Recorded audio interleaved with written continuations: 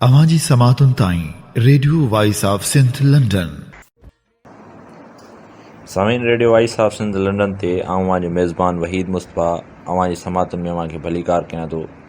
सामीन हैदराबाद में बर्ख डाहे ऐं उस्ताद जावेद भुट्टे जी 3वीं वरसी जे मौक़े ते जावेद भुट्टो जी शख़्सियत ऐं फ़िक्र खे भेटा ॾियण लाइ अवामी वर्कर्स पार्टी हैदराबाद पारां हैदराबाद प्रेस क्लब हॉल में तक़रीब कोठाई हुई। तक़रीब में अवामी वर्कर्स पार्टी सिंध जे सदर बख्शल थलो, आलिया बख्शल थलो, डॉक्टर मुबारक जतोई, इदरीस जतोई, इरशाद लिगारी, जावेद राजपर, प्रोफेसर राशिद मेमुण ऐं ॿियनि जावेद भुट्टो जी फ़िक्र ऐं शख़्सियत जी घण रुख वारे पासनि ते रोशनी विधी। सामीन ही प्रोग्राम अवांजी समातुन में पेश करे रहिया आहियूं। महिरबानी साथी, जिते ही प्रोग्राम जेको आहे असां साईं जावेद भुट्टे जी 3वीं वरसीअ ते उनखे पंहिंजो ख़ैराज तहसील पेश करण लाइ उनजे यादि में मुड़ा कड़ाको कढायो आहे। सो तव्हां दोस्तनि खे हिकु दफ़ो ॿीहर भली कर। हाणे मां कार्रवाई खे अॻिते वधाईंदे अवामी वर्कर्स पार्टी हैदराबाद ज़िले जे जनरल सेक्रेटरी खां मुबारक जतोई गुज़ारिश कंदुसि त अची तव्हांखे आजियाणो पेश करे।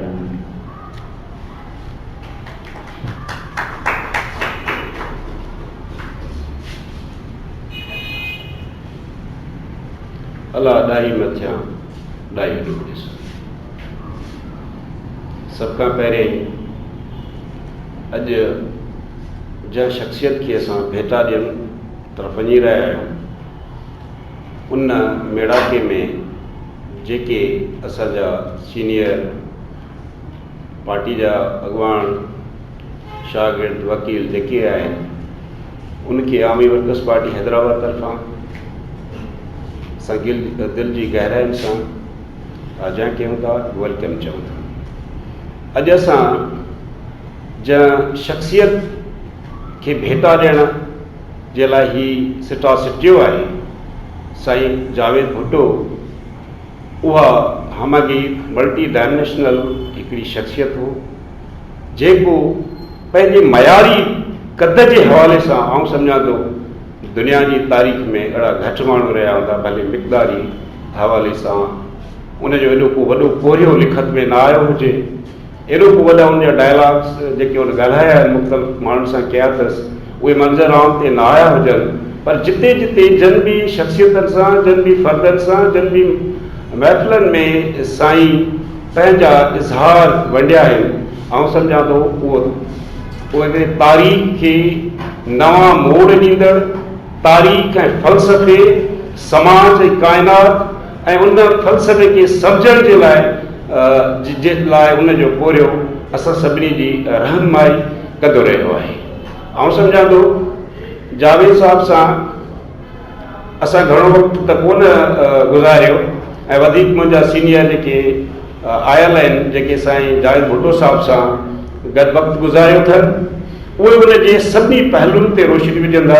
पर असां सामी हैदराबाद में जेतिरो वक़्तु 2-4 वेहूं थियूं, ऐं सम्झां थो उन शख़्सियत जे जेकर हर हिकु पहलू ते ॻाल्हाइजे, जेका उनजी इंटरनेशनल अप्रोच ऐं अंडरस्टैंडिंग हुई, जेकर उन फ़लसफ़े खे नए अंदाज़ ऐं तख़लीक़ी अंदाज़ सां सम्झो, परखियो, परोड़ियो ऐं उनजो इज़हार करणु लॻो, जेका उनजी गिरफ़्त हुई लतीफ़ सरकार ते ऐं सिंध जी सियासत खे जेका इंटरनेशनली पर्सपेक्टिव में हू कीअं गढे पियो। ऐं सम्झां थो अहिड़ा घटि माण्हू पैदा थिया आहिनि त अॼु जेको असां ही प्रोग्राम उन ई सिलसिले में करायो, त उन्हनि माण्हुनि खे घुराइजे, अंबोह करण जे बजाए, घणो मेड़ाको करण जे बजाए उन ते संजीदा अहल इल्म ऐं जेके साईं सां गॾु रहिया आहिनि उहे माण्हू अचनि ऐं त जीअं जेका साईं जावेद जी शख़्सियत आहे उनखे डिस्कवर कजे, इंट्रोड्यूस कराइजे, जेका घटि माण्हुनि खे इंट्रोड्यूस थियल आहे, छाकाणि त साईं जावेद एॾो आम जे थींदा आहिनि लीडर, अॻवान, फिलासफ़र, उन सतह ताईं हू इंट्रोड्यूस कोन थियल आहे। त ही हिकिड़ी इब्तिदा आहे त साईं जावेद जे पोहे खे, उनजे फ़िक्र खे ऐं उन जेका सॼी ज़िंदगी फ़लसफ़े खे नए अंदाज़ सां इंट्रोड्यूस कराइण लाइ जेका जदोजहद कई, उनखे सम्झे। ऐं सम्झां थो again Awami workers party Hyderabad तरफां सभी साथियों के वेलकम दिल की गहराई से मेहरबानी। Thank U. नवा ईंदड़ जेके प्रोफेसर साहिबान आहिनि ऐं ॿिया दोस्त सभिनी खे भलीकार। इहा ॻाल्हि वाक़ई सही आहे त अवामी वर्कर्स पार्टी ऐं साईं जावेद भुट्टो साहिब सां जेके सलाहियल माण्हू रहिया आहिनि उहे मुख़्तलिफ़ वक़्तनि ते संदसि कोड़ो आहे उनखे जेको आहे सो यादि करणु ऐं नौजवान नसुल ॾांहुं उनखे मुंतक़िल करण जी जेका आहे हिकिड़ी कोशिशि में रुधल आहियूं ऐं अॼोकी कोशिशि बि आहे, हिन जी कड़ी आहे। जाइ न सॼो ॾींहुं हींअर उठे वॻे जीअं, जाइ न सॼो ॾींहुं हींअर उठे वॻे जीअं, मूं पियासीं नी छिनण करणु न कयो। हाणे मां साईं इदरीस लगारी साहिब अवामी तहरीक जो साथी आहे ऐं नौजवान लेखक आहे, गुज़ारिश कंदुसि अचे पंहिंजे ख़्यालनि जो इज़हार करे। साईं इदरीस लगारी साहिब। सभ खां पहिरीं अवामी वर्कर्स पार्टी जे दोस्तनि खे, कॉमरेड बख्शल थले खे ऐं ॿियनि साथियुनि खे दिलि जे गहराइनि सां मुबारकबाद पेश कयां थो जो हुन असांजे हिन दौर जे जेको साथी ऐं जीनियस फ़िलासफ़र जावेद भुट्टो साहिब खे यादि कयो आहे। जावेद भुट्टो साहिब जा अहिड़ा पासा आहिनि, हू पहिरीं पंहिंजे शुरूआती दौर में हिकिड़ो सियासी वर्कर, सियासी कारकुन हो। अवामी तहरीक सां उनजी वाबस्तगी हुई, उहो अवामी तहरीक सां गॾु न हली सघियो ऐं ॿियो थियो। ॿी जेका जावेद साहिब जी सभ खां वॾी सुञाणप आहे जेको हू जो तमामु गहरो ऐं वसी मुताइलो, जंहिंजे लाइ मुंहिंजे ख़्याल में कंहिं बि दोस्त खे शायदि जेके पढ़िया लिखिया आहिनि जंहिंजो वसी मुताइलो आहे उहे कतई कंहिं तरह सां बि मूंखे अहिड़ो माण्हू न मिलियो आहे जेको जावेद साहिब जे वसी ऐं गहरे मुताइले खां मतिलबु इनकारी हुजे, चए यार इहे न हो। ख़ुदि जामी साहिब तव्हां फ़िक्र अचनि ॾियूं त जामी साहिब पाण बार बार ज़िक्र कंदो त जावेद साहिब जो जेको मुताइलो आहे उहो तमामु गहरो आहे। पर हिकिड़ी शइ तमामु माना अफ़सोस आहे त जावेद साहिब जो जेको वॾो जेको वसी मुताइलो ऐं गहरो मुताइलो ज़ाहिर आहे उनजो हिकिड़ो पंहिंजो तज़ियो जेको आहे उहो फ़लसफ़े जे मैदान में या तारीख़ जे मैदान में या ख़ुदि यूरोप जी हिस्ट्री में या लतीफ़ या मज़हबनि जे बारे में बि जेको आहे उहो असां वटि मौजूदु कोन्हे। हालांकि मैडम सहरगुल जेको आहे उन ते कमु कयो आहे, उहो कुझु त मूं बि ॾिठो आहे, मुंहिंजी नज़र मां गुज़रियो आहे, प्रूफ रीडिंग वग़ैरह उन सिलसिले में असांजो दोस्त जावेद वेठो आहे राजपर, उन बि कयो आहे कुझु कमु। उहो कमाल जो आहे, उन में केतिरा जोड़ बि आहिनि, केतिरा कमज़ोर पासा बि आहिनि। लतीफ़ जेका तशरीह आहे उनजी पंहिंजी आहे। उहो पाण चवंदो त जामी खे चवंदो आहियां त जामी जॾहिं लतीफ़ साईं फ़िलाणो शहर चयो पए तव्हां तसवर कयो तंहिं वक़्तु जेको आहे लतीफ़ जे ख़्याल में लतीफ़ जे तसवर में छा हूंदो, जेका तव्हां तशरीह कयो था इहा दहकंदड़ आहे या न आहे अची, मतिलबु मुनफ़रद ख़्यालु आहे। पर हुन सां गॾु जेको मज़हबी जेको ख़्यालु आहे, जेके मूं गुज़रिया ॾाढो भलो पासो बि आहे, पर उनजा कुझु कमज़ोर पासा बि आहिनि। पर मुंहिंजे ख़्याल में उहो किताबु जेको आहे मतिलबु हाणे जी टीम जेका आहे वसी, ऐं मूंखे यादि थो पए त मैडम सहर इहे इंटरव्यू शायदि 2013 ऐं 2014 में वरिता हुआ, अमेरिका में इंटरव्यू वरिता आहिनि ऐं एॾी वसी किताबु आहे, पर अञा ताईं न अची सघियो आहे। मुंहिंजे ख़्याल में त उहा शायदि के कमु हूंदा, पर मुंहिंजे ख़्याल में उहो जेतिरो अचणु खपे। हाणे हिकिड़ी जेका जावेद साहिब सां मुंहिंजी जामी साहिब जे ऑफिस में रहंदो हो, तक़रीबन गुज़िरियल दफ़े लास्ट टाइम जॾहिं आयो हुयो त राय शही जेका जामी साहिब जी ऑफिस हुई त असां 2-3 दफ़ा मूं जेको असां कचहरी कईसीं जावेद साहिब सां मुख़्तलिफ़ मामलनि ते ॿियनि ते अची ऐं ॾाढो माना मूंखे तमामु घणो मुतासिर कयईं। असां पुछियो तंहिं टाइम ते जेका असां इलेक्शन हली पई अमेरिका में जेका असां उन ते ॾाढो घणो मुंहिंजो सियासी तजुर्बो ॾाढो माना कमाल जो हूंदो हो। ऐं हिकिड़ी ॻाल्हि मूंखे ख़बर न आहे चवणु खपे न कर, ऐं असां जेके ख़ासि तौर ते चवंदा आहियूं त बाबा जेको माण्हू असां वटि मौजूदु न आहे, जंहिं सूरत हाल खे असां फेस कयूं था, जिन तकलीफ़ुनि खे, जिन हुकुमराननि खे जेका पाकिस्तान असां कयूं पिया, उहो माण्हू असां में मौजूदु न आहे। असां सां उहो वेठो, भले अमेरिका हुजे, लंडन वेठो हुजे, किथे वेठो हुजे, सिधी तरह जीअं असां शिकार आहियूं त उन माण्हू जो जेको जीअं असां वॾियो आहिनि त वेही न त वठो वञे पंहिंजी वाट। केतिरा वॾा वॾा माण्हू आहिनि ॿाहिरि, पर पोइ वठो जावेद साहिब जॾहिं आख़िरी टाइम हुयो त माना हू सोशल मीडिया ज़रिए मतिलबु पंहिंजो फीडबैक उतां ईंदो हुयो। मूंखे यादि आहे मुंहिंजे भुट्टो साहिब ते माना पंहिंजा आर्टिकल शेयर पे कया त हुनजो क्रिटिकल फीडबैक अचे पियो, इदरीस हिन ते हीअ थियणु खपे, इदरीस हिन ते हीअ शइ हीअं हुअणु खपे, पोइ उहा असां ॿुधायोसीं हीअ शइ हीअं आहे, हीअ शइ हीअं आई आहे। पर माना त आउं सम्झां थो जेकॾहिं जावेद साहिब जेकॾहिं घणो वक़्तु अमेरिका में न गुज़ारे हा ऐं सिंध में हुजे हा ऐं असांजे विच में हुजे हा, मुंहिंजे ख़्याल में घणो कुझु उहो असांखे पंहिंजी तहरीर जी सूरत में या ॿिए अमली सूरत में असांखे ॾेई सघे हा। मूंखे इहो अफ़सोस आहे त जावेद साहब जेतिरो टाइम असां सां गॾु हुजे हा, सिंध में हुजे हा, असां सां गॾु हुजे हा, शायदि असांजी आवाम असांखे ऐं इल्मु ऐं फ़लसफ़े ऐं तारीख़ी लिहाज़ खां असांखे तमामु घणो हिसो ॾेई वञे हा। तव्हां सभिनी जी महिरबानी साईं इदरीस साहब। हाणे मां दावत किताब ॾींदुसि सीनियर वकील सदर लायंस फोरम सिंध साईं मीर मंगरे साहब खे अची पंहिंजे ख़्याल जो इज़हार कयो। साईं जो शागिर्द रहियो आहे। महिरबानी दोस्तो, बख्शल उन जी पार्टी ऐं दोस्तनि जेको प्रोग्राम तरतीब ॾिनो आहे, गुज़िरियल 2-3 प्रोग्राम जावेद साहब ते थिया ऐं मूंखे यादि पए थो लास्ट टाइम शायदि तव्हां करायो कि दोस्तनि साईं जलाल पाण हुन में शरीक थिया। अॼु उन्हनि दोस्तनि जे चवण ते आऊं आहियां नुमाइंदगी जी हैसियत में, बहसियत शागिर्द ऐं साईं ते त अञा का गुफ़्तगू बाक़ाइदा साईं पाण बि कोन लिखियो, जेको कुझु लाइफ टाइम में हुन ॻाल्हाईंदो हो, पर उहो गुफ़्तगू में ई हो ऐं लिखत जी सूरत में कोन हो। छो कोन हो?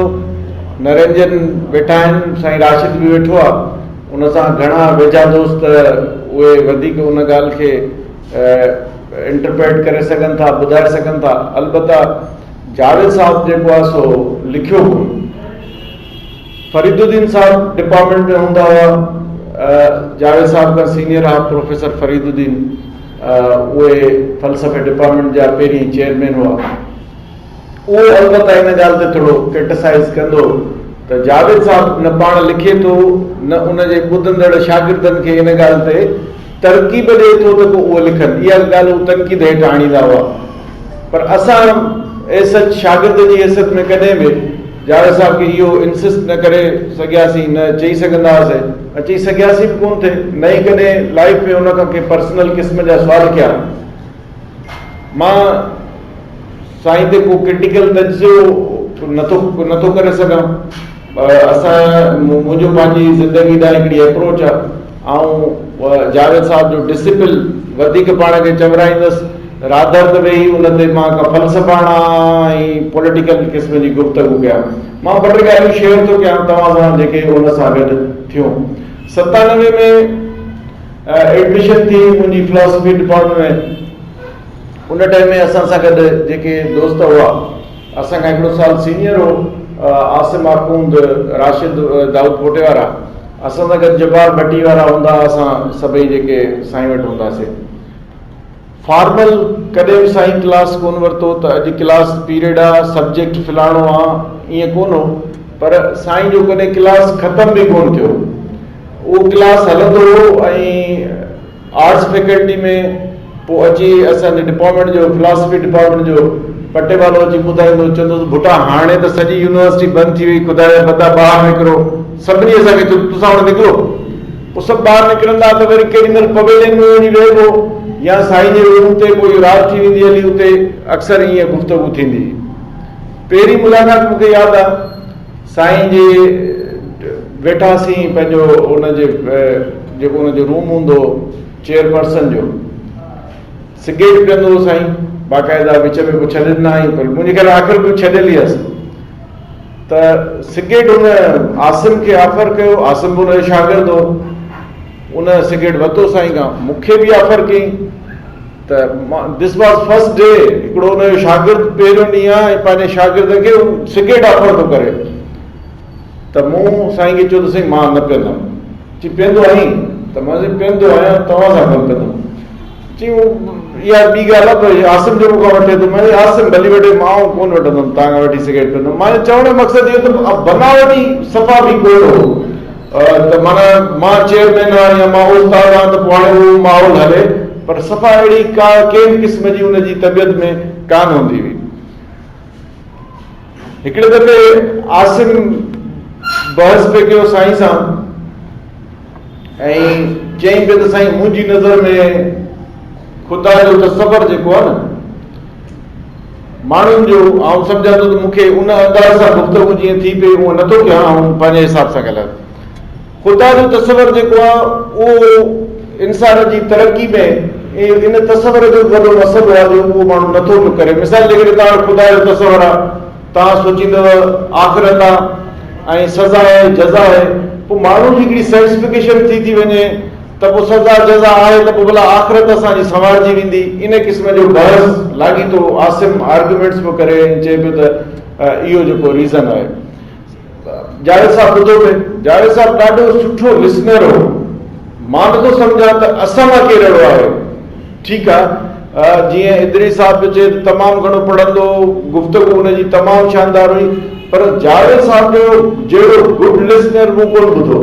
भले केॾो बि कंहिंजी सतह केतिरी बि हुजे, जेकॾहिं तव्हां हुनजे अॻियां पंहिंजी एडवांस कयो था पंहिंजो आर्गुमेंट त ॿुधंदो। त हुनखे चई त आसिम ख़ुदा जो तस्वर इंसान वटि अलाए केतिरनि मुसाफ़तनि सालनि ऐं सदियुनि खां पोइ आयो आहे, त उहो बि खसण थो चाहीं।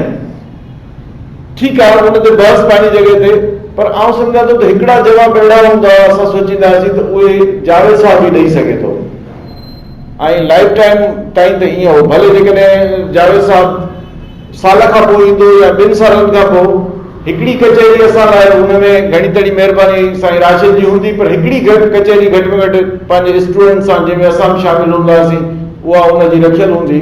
पर असांजे ज़हन में हिकिड़ा अहिड़ा सुवाल जेके आउं सम्झां थो रुॻो भुट्टे साहब खां ई पुछी सघंदा त बाबा जावेद साहब खां इहो क्वेश्चन पुछिबो। ॿियो इहो त आउं सम्झां थो त जावेद साहब त जेका ॿी गुफ़्तगू कजे, मुंहिंजी नज़र में जेकॾहिं कचहरी में वेहिजे त इंतिहाई वॾो दानिश्वर ऐं हिकिड़ो सिंपल सादो शागिर्द हुनजो, या इंतिहाई का सुहिणी छोकिरी उन ई महफ़िल में वेठल को कोझो बहिराड़ी जो हुनजो स्टूडेंट या केरु बि वेठो हुजे, मां कॾहिं बि तफ़ात कंदे कोन ॾिठो त शख़्सियत वॾी आहे हुनजे असर में जावेद साहब कंहिंसां तमीज़ कंदो हुजे। आउं सम्झां थो त इहा तमामु घटि खूबी आहे। कॾहिं कॾहिं जीअं लास्ट लेक्चर हिते थियो जावेद साहब जो, उन ॾींहुं आउं लास्ट टाइम आयुसि, उन ते दोस्त घणा बहस कंदा आहिनि त जावेद साहब खां पुछूं त भाउ तव्हां भला छा चवंदव, चइबो आहे शा लतीफ़ सिंध जो राणो आहे, पोइ असां घोट आहे, असां हुनजे घोट जे पुठियां लाइक वाइज़। त उनजे कॉन्टेक्स्ट में जेकॾहिं ॾिसिजे त आउं सम्झां थो जेका शाह लतीफ़ पंहिंजे पोइट्री में जेकॾहिं कंहिं इंसान जूं के खूबियूं बयानु करे थो, राधर में हिन खां सवाइ वेही जेकॾहिं कंहिंजे हथ में का तलवार आहे या छा, पर जेकॾहिं एज़ ए ह्यूमन बीइंग हिकिड़ो सुठो माण्हू जी जेका खूबियूं बयानु करे थो, वस्फ़ूं बयानु करे थो, त आउं सम्झां थो त जावेद साहब खां वधीक उहा वस्फ़ के ते ठहिके कान थी।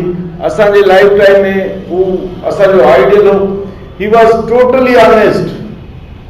त असां वटि चयो वेंदो आहे त फलाणो माण्हू डेड ऑनेस्ट आहे।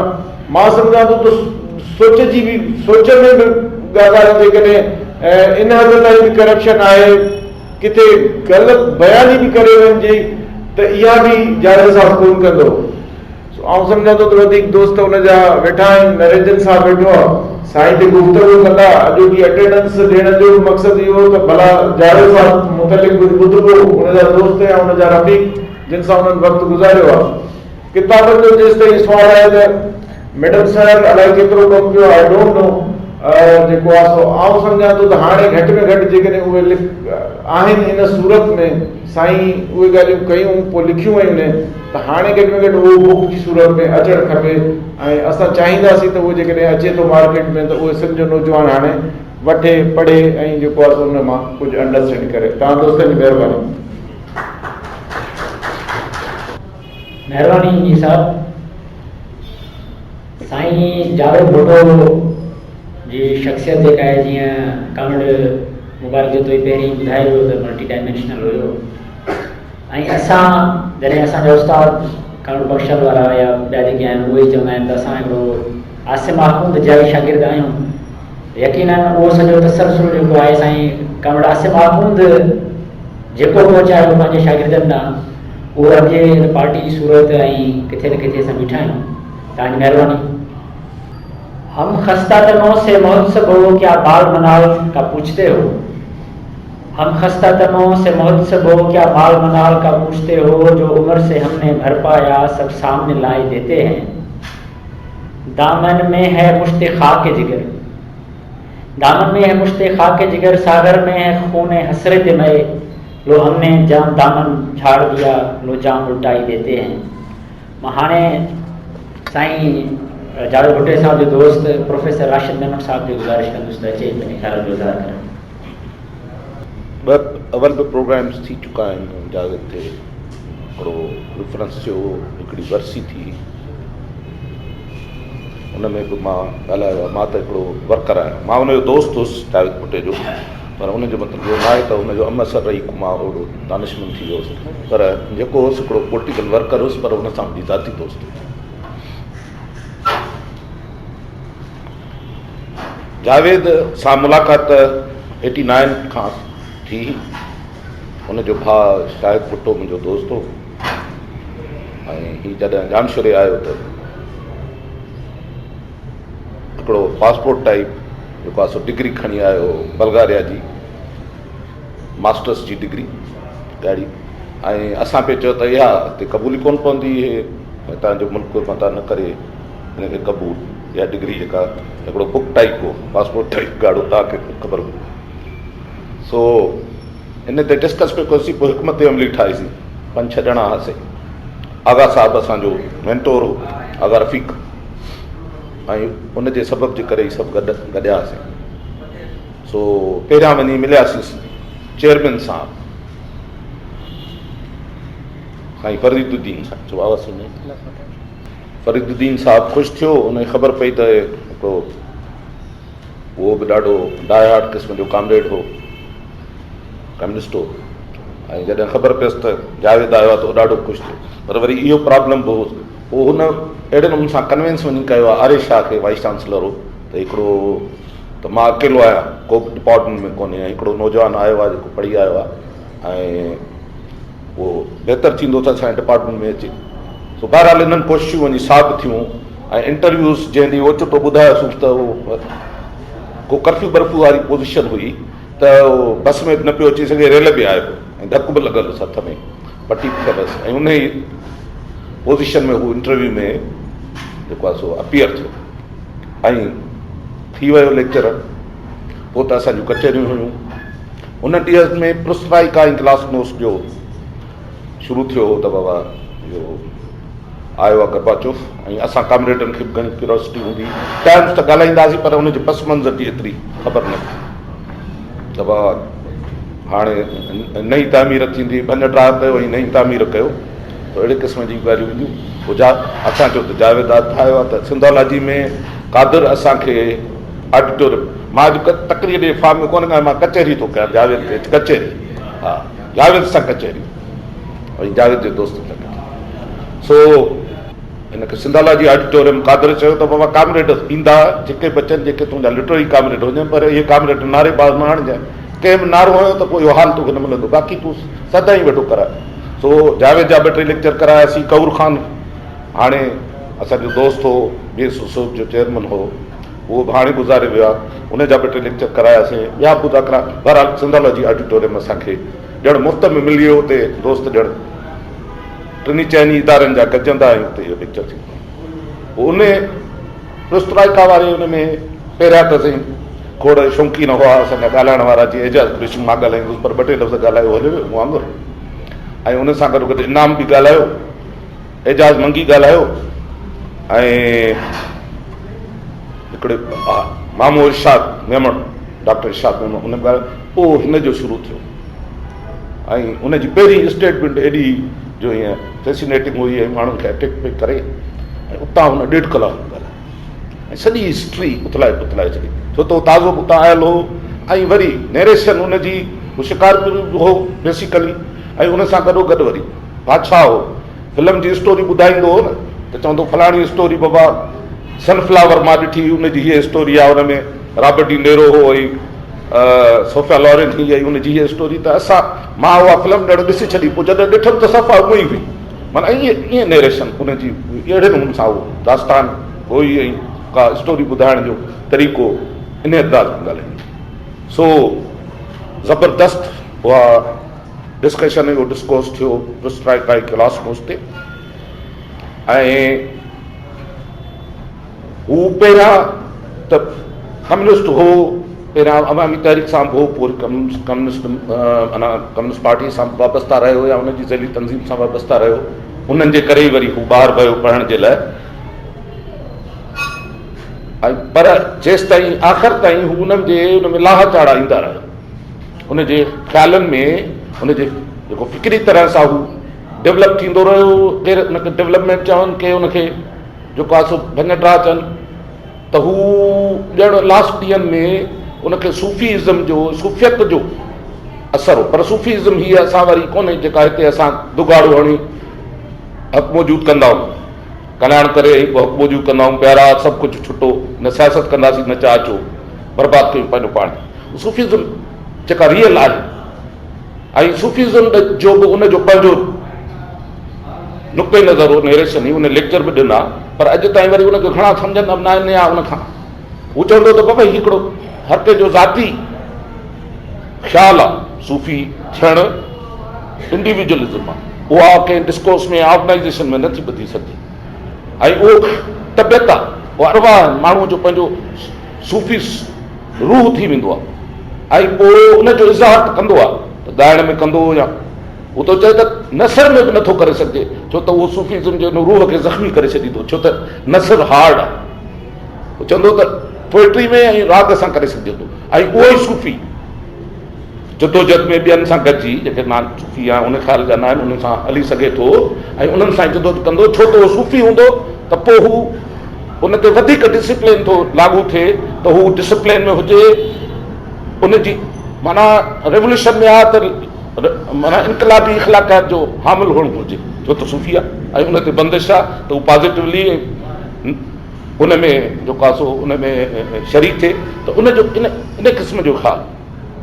ऐं हिते वरी पोइ हिन ॻाल्हि ते बि डिस्कस थियो त हिते बि सूफ़ीज़म आहे, असांजा खोड़ दोस्त उनजो शिकार रहिया, असांजा ॾाढा लीडर रहिया, के असांजा दोस्त माना गॾु रहिया फ्रस्ट्रेशन में, जेको आहे सो कल्याण बि करणु लॻा, करणु लॻा, प्यारा मौजूदु, ऐं ॿी बाज सियासत खां बाज असां सूफ़ी थी विया। ऐं इहा आहे जेका हिते असांजी स्टेट असांजे नौजवाननि जे मथे में उन सूफ़ीज़म जो गांजो ऐं चस भरींदी आहे ऐं चवंदी आहे त बाबा अहिड़ा सूफ़ी थी वञो जो असांजे प्रोग्रामिंग मुताबिक़ कमु कयो। सो असां उहा सूफ़ीज़म न जावेद लिखियो कोन हुई, हुन ते घणनि तनक़ीदूं कंदियूं, साईं फरीदुद्दीन बि कंदो, वरी असांजा ॿिया खोड़ दोस्त बि कंदा।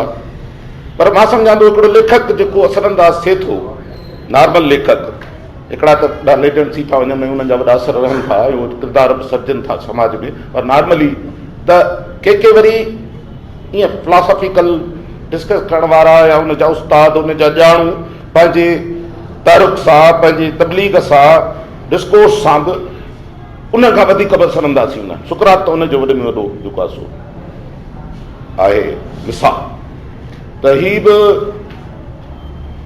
जेको आहे इन ई अंदाज़ में माण्हुनि ताईं पुॼंदो, ॻाल्हाईंदो, कचेरियूं कंदो, असरअंदाज़ थींदो, माण्हुनि में तब्दीलियूं ईंदियूं। इवन खोड़ दोस्त उनजे ख़्यालनि खां इन खां मुतासिर थी डेवलप बि थिया मेंटली, ऐं दानिश ॾांहुं राग़िब थिया, दानिश मशीन बंदी ॾांहुं, ऐं राइटर बि थिया, ऐं उन्हनि में उन्हनि जे राइटअप्स में उनजा असर हुआ, त इन हद ताईं बि असरअंदाज़ थींदो, पर राइटर कोन।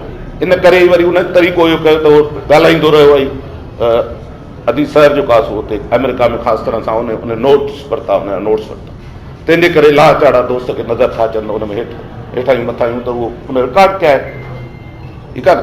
ऐं उनखे वरी सहेड़े ऐं उन तकड़ में बि कोन कदम खोड़ ॾींहं थी विया आहिनि, त थी सघे थो त अञा उन में अञा खोड़ फ्लास रहिजी वञे, त उहे बि अचणु घुरिजनि। उहे राइटअप्स या उहे जेके कॉमेंट्री हुई उन्हनि रिकॉर्ड कई आहे, त उहा वरी हिकिड़े राइटअप में अचणु घुरिजे, ऐं उनजो इंतज़ारु अञा ताईं थोड़नि सालनि खां असांखे आहे, पर अञा अची कोन पई, इहो ज़िक्र हलंदो थो रहे। सो जावेद वरी पॉलिटिकली बि ॾाढो अवेयर, पॉलिटिकल हिस्ट्री जो ॼाणू। हिकु दोस्त असांजे किताबु लिखियो क़ौमी निकुरमा जो, उहो तर्जुमो कयोईं, उनजो मुहाग असांखे आसिफ़ खे लिखिणो, त चयूं हाणे कीअं कयूं, अफ्रीकन हिस्ट्री जे पस मंज़र में ई उन ते सो किताबु बि हो उन अॻियां, उहो जावेद हथ अची वियो, वेठासीं त उहो शुरू थी वियो, बसि शुरू थी वियो, त ॿ टे कलाक ॻाल्हाई, उहो नोट्स वठंदो वियो। ऐं तव्हां जेकॾहिं उहो किताबु मतिलबु माना छो त हथो हथु विरायो हो अहिड़े क़िस्म जो उन वक़्त में किताबु, हैंडबुक ऑफ गोरिल्ला वारफेयर। सो कंहिं दोस्त लिखियो, अलाए कंहिं लिखियो, कंहिं तर्जुमो कयो आहे, मूंखे ख़बर न आहे कंहिं छपायो, पर उहो विरायो। सो उहो विरायल किताब, उन में मुआगा सुबाला थी वियो ऐं ज़बरदस्त मुआगा, ऐं उहो सॼो उनजे पोयां जावेद जी सॼो जेको आहे सो डिस्कशन, ऐं इहो किताबु पढ़ण बि घुरिजे ऐं उन मुआग पढ़णु घुरिजे नौजवाननि खे ख़ासि तरह सां। उन सां गॾोगॾु पॉलिटिकली जेके बहस थींदा, एजाज़ मंगी, इहे सभु अचे इनाम वारा डिस्कस थींदो, राति जो ॿिए ॾींहुं 2-3 कालम लिखिजी वेंदा एजाज़ मंगी जो, इनाम शेख जो, जेके डिस्कशन थींदा, ऐं इन करे वेहंदा हुआसीं त डिस्कस कयो त ख़ादमे वतन नई शुरू थी, हली बरो ई बि असां सां मुंहिंजे उते ई पाड़े में रहंदो, त उहो मज़ा लिखंदो हो, सीरियस लिखंदा, इन में अची आगा रफ़ीक बि लिखणु शुरू कयो, घटि लिखंदो, हूअं त ड्रामनि हेॾा लिखंदो कहाणी, पर उन बि लिखणु शुरू कयो। सो उहो डिस्कशन आहे ज़बरदस्त। केॾी केॾी महिल कुझु न चवंदो हाणे शिकारपुर वांगुरु गिला करणु शुरू कयूं भला कंहिंजी, त ईअं ई बहस निकिरी पवंदा। त पॉलिटिकली ॾाढो ज़बरदस्त उनजी जेको आहे सो एनालिसिस सुवाल बुवाल कंदा हुआसीं। ओॾी महिल निरंजन जो रुॻो असांखे हाल अहिवाल ख़बर पवंदी त निरंजन बि आहे, ओॾी महिल निरंजन हिते न हो ऐं उहो ॿुधाईंदो, जावेद ॿुधाईंदो, आगा साहब ॿुधाईंदो, पर उहो दोस्त रहिया, गॾु रहिया ऐं गॾु पढ़िया, त जावेद असांखे सो हू हिकिड़ो फिलासफ़ी जो उस्ताद हो, ऐं फिलासफ़र नथो चई सघिजे, खोड़ लफ़्ज़ इस्तेमालु कंदा आहिनि, फिलासफ़ी जो उस्ताद हो ऐं फिलासफ़ी खे चङा ॼाणींदो हो, ऐं फिलासफ़ी खे ॾाढे सुठे पैराए में नवनि शागिर्दनि जे ज़हननि ते जेको आहे न उन जूं वसूं चटे सघंदो हो, उनखे छो त ॾांहुं हो ऐं ईअं ई पढ़ाईंदो हो, माना बिना कंहिं डिसिप्लिन जे सिगरेट जो पवंदो हो। कॾहिं सिंध आसफिकल जी लान में कुर्सीअ ते ऐं हेठि वेठे बि ॿार वेठा, दोस्त नौजवान वेठा आहिनि, उते वेठो ॻाल्हाए, सभु वेठा ॿुधनि ऐं ध्यान सां गौर सां, ऐं किरिज़मा हुई उनजे शख़्स जो माण्हू, माना हिकिड़ो डिपार्टमेंट जेको मरी चुको हो, उन में फरीदुद्दीन अकेलो वेठो हो, हिकिड़ो पटियालो, उहो माज़ूर हूंदो हो शायदि, घटि बाहि कटियल हूंदी, त वियासीं पहिरियों दफ़ो वधी, ऐं ईअं मेरो सेरो कुझु बि न हो, किताब मेरा लॻा, ऐं हिकिड़ो माण्हू अची वियो ऐं उहो डिपार्टमेंट वरी लाइफ थी, हुन में लाइफ अची वई, ऐं उते नौजवान अचणु लॻा। हिकिड़ा त शागिर्द वधी विया जेके मेजर सब्जेक्ट करे पिया खणनि, पर उन सां गॾोगॾु माइनर में बि खोड़, रफ़ीक चांडे जहिड़ा ॿिया टिया सभु अची विया दोस्त असांजा, जिन सां नौजवान हूंदा, मां खणी हुन खां 10-15 साल जो फ़र्क़ु हूंदो ज़रूरु, त उहे सभु अचे मिलंदा हुआ। पर जावेद मां जॾहिं जावेद उस्ताद थियो त मां मेराणियूं सिंध पढ़ंदो हुउसि, ऐं फाइनल सेकेंड लास्ट ईयर में हुउसि मेराणी। उहो सकी असां कामरेड उन ॾींहं में तमामु 1000-1500 मेंबरशिप हूंदी हुई फेडरेशन जी, GSM जी, ऐं वॾा कम हूंदा, क़ाइम बि वेठो आहे, ऐं मां त वरी क़ाइम वारनि सां गॾु ॿहिराड़ियुनि में वेंदा हुआसीं। असांजी हिकिड़ी ट्रेनिंग हुई, उहो दौर हो, भॼी पहुचे सैकीअ ते पहुचंदो हुउसि, हुनजो दौर हो त पढ़, सो उहो असरु ज़फ़र जूणे जे ते थियो त उहो घणो पढ़ंदो किताब, मां वरी भॼा में हूंदो हुउसि कामरेडीअ जी। सो ॾाढा सुठा ॾींहं हुन सां गुज़रिया, गॾिजी खिलियासीं, ऐं जेको आहे सो बुख हड़तालूं थियूं सिंधाला जी वटि, उहा 40 ॾींहं बुख हड़ताल हली, हुन में जेको आहे सो गॾु हुआसीं। हुन ते चचा बोग हाणे बि अचे कंदो त कीअं आराम पाई कई हुअ, ऐं हीअं कयो हुन ते हाणे बि कंदो, त हिन कूड़ी बुख हड़ताल मिड़ई ठाहे इशू ई खयों, पर उहो असांखे पॉलिटिकली करिणो हो। सो हुन में हसन दर्स, इनाम शेख, सत्यापाल, इहे सभु गॾु हुआसीं, टीम हुआसीं, आगा रफ़ीक, मैडम सुरैया मखदूम, ऐं सभु असां गॾिजी उहो कमु कयासीं। ऐं पोइ आख़िर में वरी हलियो वियो, ईंदो त हिकिड़ो दफ़ो त खणी जामी वटि रहियो, पर घणे क़दुरु मां वटि रहंदो, हिकिड़ो राति रहियो निरंजन वटि, पर पोइ चई बाबा उते कोन रहंदुसि, मूंखे निंड मां सवेर था उथारे, मां निंड मां सवेर, उते उस्ताद वेठो आहे कुआड़ो, उहो कुआड़ो जेको आहे सो उते निंड मां उथारे थो ॾिए, तो वटि मज़े सां 10 यार बि उथिजे थो, ऐं नाश्तो बि कजे थो। सो इन क़िस्म जा खोड़ सारूड़ियूं हुई, माना कचहरी ही त हिकिड़ो लिमिटेड आहे हिते ईअं। बहरहाल हू असांजे पॉलिटिकल ज़हनी ओसर में खोड़नि नौजवाननि जी, मीर बि पॉलिटिकल वर्कर आहे, ॿिया दोस्त खोड़ पॉलिटिकल वर्कर आहिनि, उन खां इंस्पायर थी उहो पॉलिटिकली साउंड थिया। सिंध में जे पॉलिटिकल जदोजहद में उन्हनि में खोड़ सुठा दोस्त, असांजा खोड़ दोस्त जेके रूपोशी में अची उते रहंदा आहियूं, जावेद जी कचहरियुनि खां इंस्पायर थिया ऐं उन्हनि खे खोड़ उनजी नरेशन थी, उनजी होसर थी, त इहे असर बि उन छॾिया पॉज़िटिवली। ऐं असांजा खोड़ दोस्त जेके खोड़ लीडिंग कैडर में हुआ उहे बि उन खां मुतासिर थिया ऐं उन खां माना खोड़ पिराया। सो हिकिड़ो सुठो फिलासफ़ी जो पॉलिटिकल हिस्ट्री जो उस्ताद हो, एनालिस्ट बि हो। ऐं मां सम्झां थो त असां उनखे हीअं यादि न कयूं, उनजो थोरो पैटर्न या उनजो जेको फॉर्मेट आहे चेंज कयूं, त हीअं वरसी जेका रवायती थींदी आहे उन ॾींहुं असां 2-3 सेशन्स वारा डिस्कशन रहूं, जेके उनजा पॉलिटिकल हिस्ट्री ते हुजे, फिलासफ़ी ते हुजे उन में अची वेहनि डिस्कशन कनि, नौजवान ॿुधनि, पोइ भली उनजो बि हिकिड़ो सेशन अहिड़ो हुजे जेको उन ते ॻाल्हाए थोरो खणो, पर उहो कजनि त जेका उनजी जेका अर्ज़ु हुई या जेको उहो चाहे पियो त सिंध में पॉलिटिकली नौजवान साउंड थियनि, फिलासफ़ी ऐं हिस्ट्री सां वधीक वेझो अचनि, त जीअं उनजे ज़हन में हिकिड़ा सुवाल पैदा थियनि, क्रिटिकल ज़हन पैदा थिए ऐं क्रिटिकल डिस्कशन थिए, ऐं उहा ई असांखे बचाए सघे थी जेका असां वटि कान्हे। असांखे हिस्ट्री त आहे कोन, असांजे ॿारनि खे पढ़ाइण लाइ छा कूड़ी हिस्ट्री आहे, पाकिस्तान स्टडी हिस्ट्री थोरी आहे, इहा त रोबोट पैदा करण जे लाइ, पर उहा का रियल आहे। ऐं पोइ फिलासॉफिकल उन ते पॉलिश थिए ऐं उनखे उनजा जेको आहे न शेप ॾिजे उन नौजवाननि खे, त उहो उन्हनि जी नज़र ऐं ख़बर वधी वेंदी। इहे सभु महिरबानी राशिद साहब। साईं राशिद मेमन साहब जीअं साईं जावेद भुट्टो साहब खे यादि कयो ऐं उनजे सारोड़ियुनि मां जेकॾहिं निचूड़ कढूं त जेके सियासी समाजी जेका शौर जी आज़ादी साईं कई आहे, ऐं ख़ासि तौर ते आम ॻाल्हि असां वटि इहा हूंदी आहे त जेके घण पढ़िया हूंदा आहिनि उहे दोस्त पॉलिटिकल वर्कर्स खां ॾाढा एलर्जिक हूंदा आहिनि, ऐं ख़ासि तौर ते जेको प्रैक्टिकल जेका सियासत आहे उनखे बड़ी घटि प्रिफरेंस ॾींदा आहिनि। पर साईं जावेद भुट्टो साहब ने ॿुधायो त इहो कोन हुयो। सो हाणे प्रोग्राम जे सिलसिले खे अॻिते वधाईंदे मां फ़क़ीर इरशाद खे गुज़ारिश कंदुसि त अची नज़र पेश करे। फ़क़ीर इरशाद। मौजूद साथियों, साईं जा सभु दोस्त वेठा आहिनि काफ़ी हिते। साईं सां असां जूं घणियूं कचहरियूं त कोन थी सघियूं, पर हिकिड़ी जीअं रतीअ जी रिहाण चइबी आहे, हिकिड़ी मुलाक़ात थी ऐं उन में हिकिड़ो अहिड़ो संग जुड़ियो जो साईं जॾहिं हींअर वापसि अचण वारी कई डिसंबर में, त मूंसां पोइ चेट ते कचहरी थींदी हुई, मूंखे चई इरशाद ऐं डिसंबर में ईंदुसि, तूं मूंखे पंहिंजे आश्रम ते वठी हलिजांइ।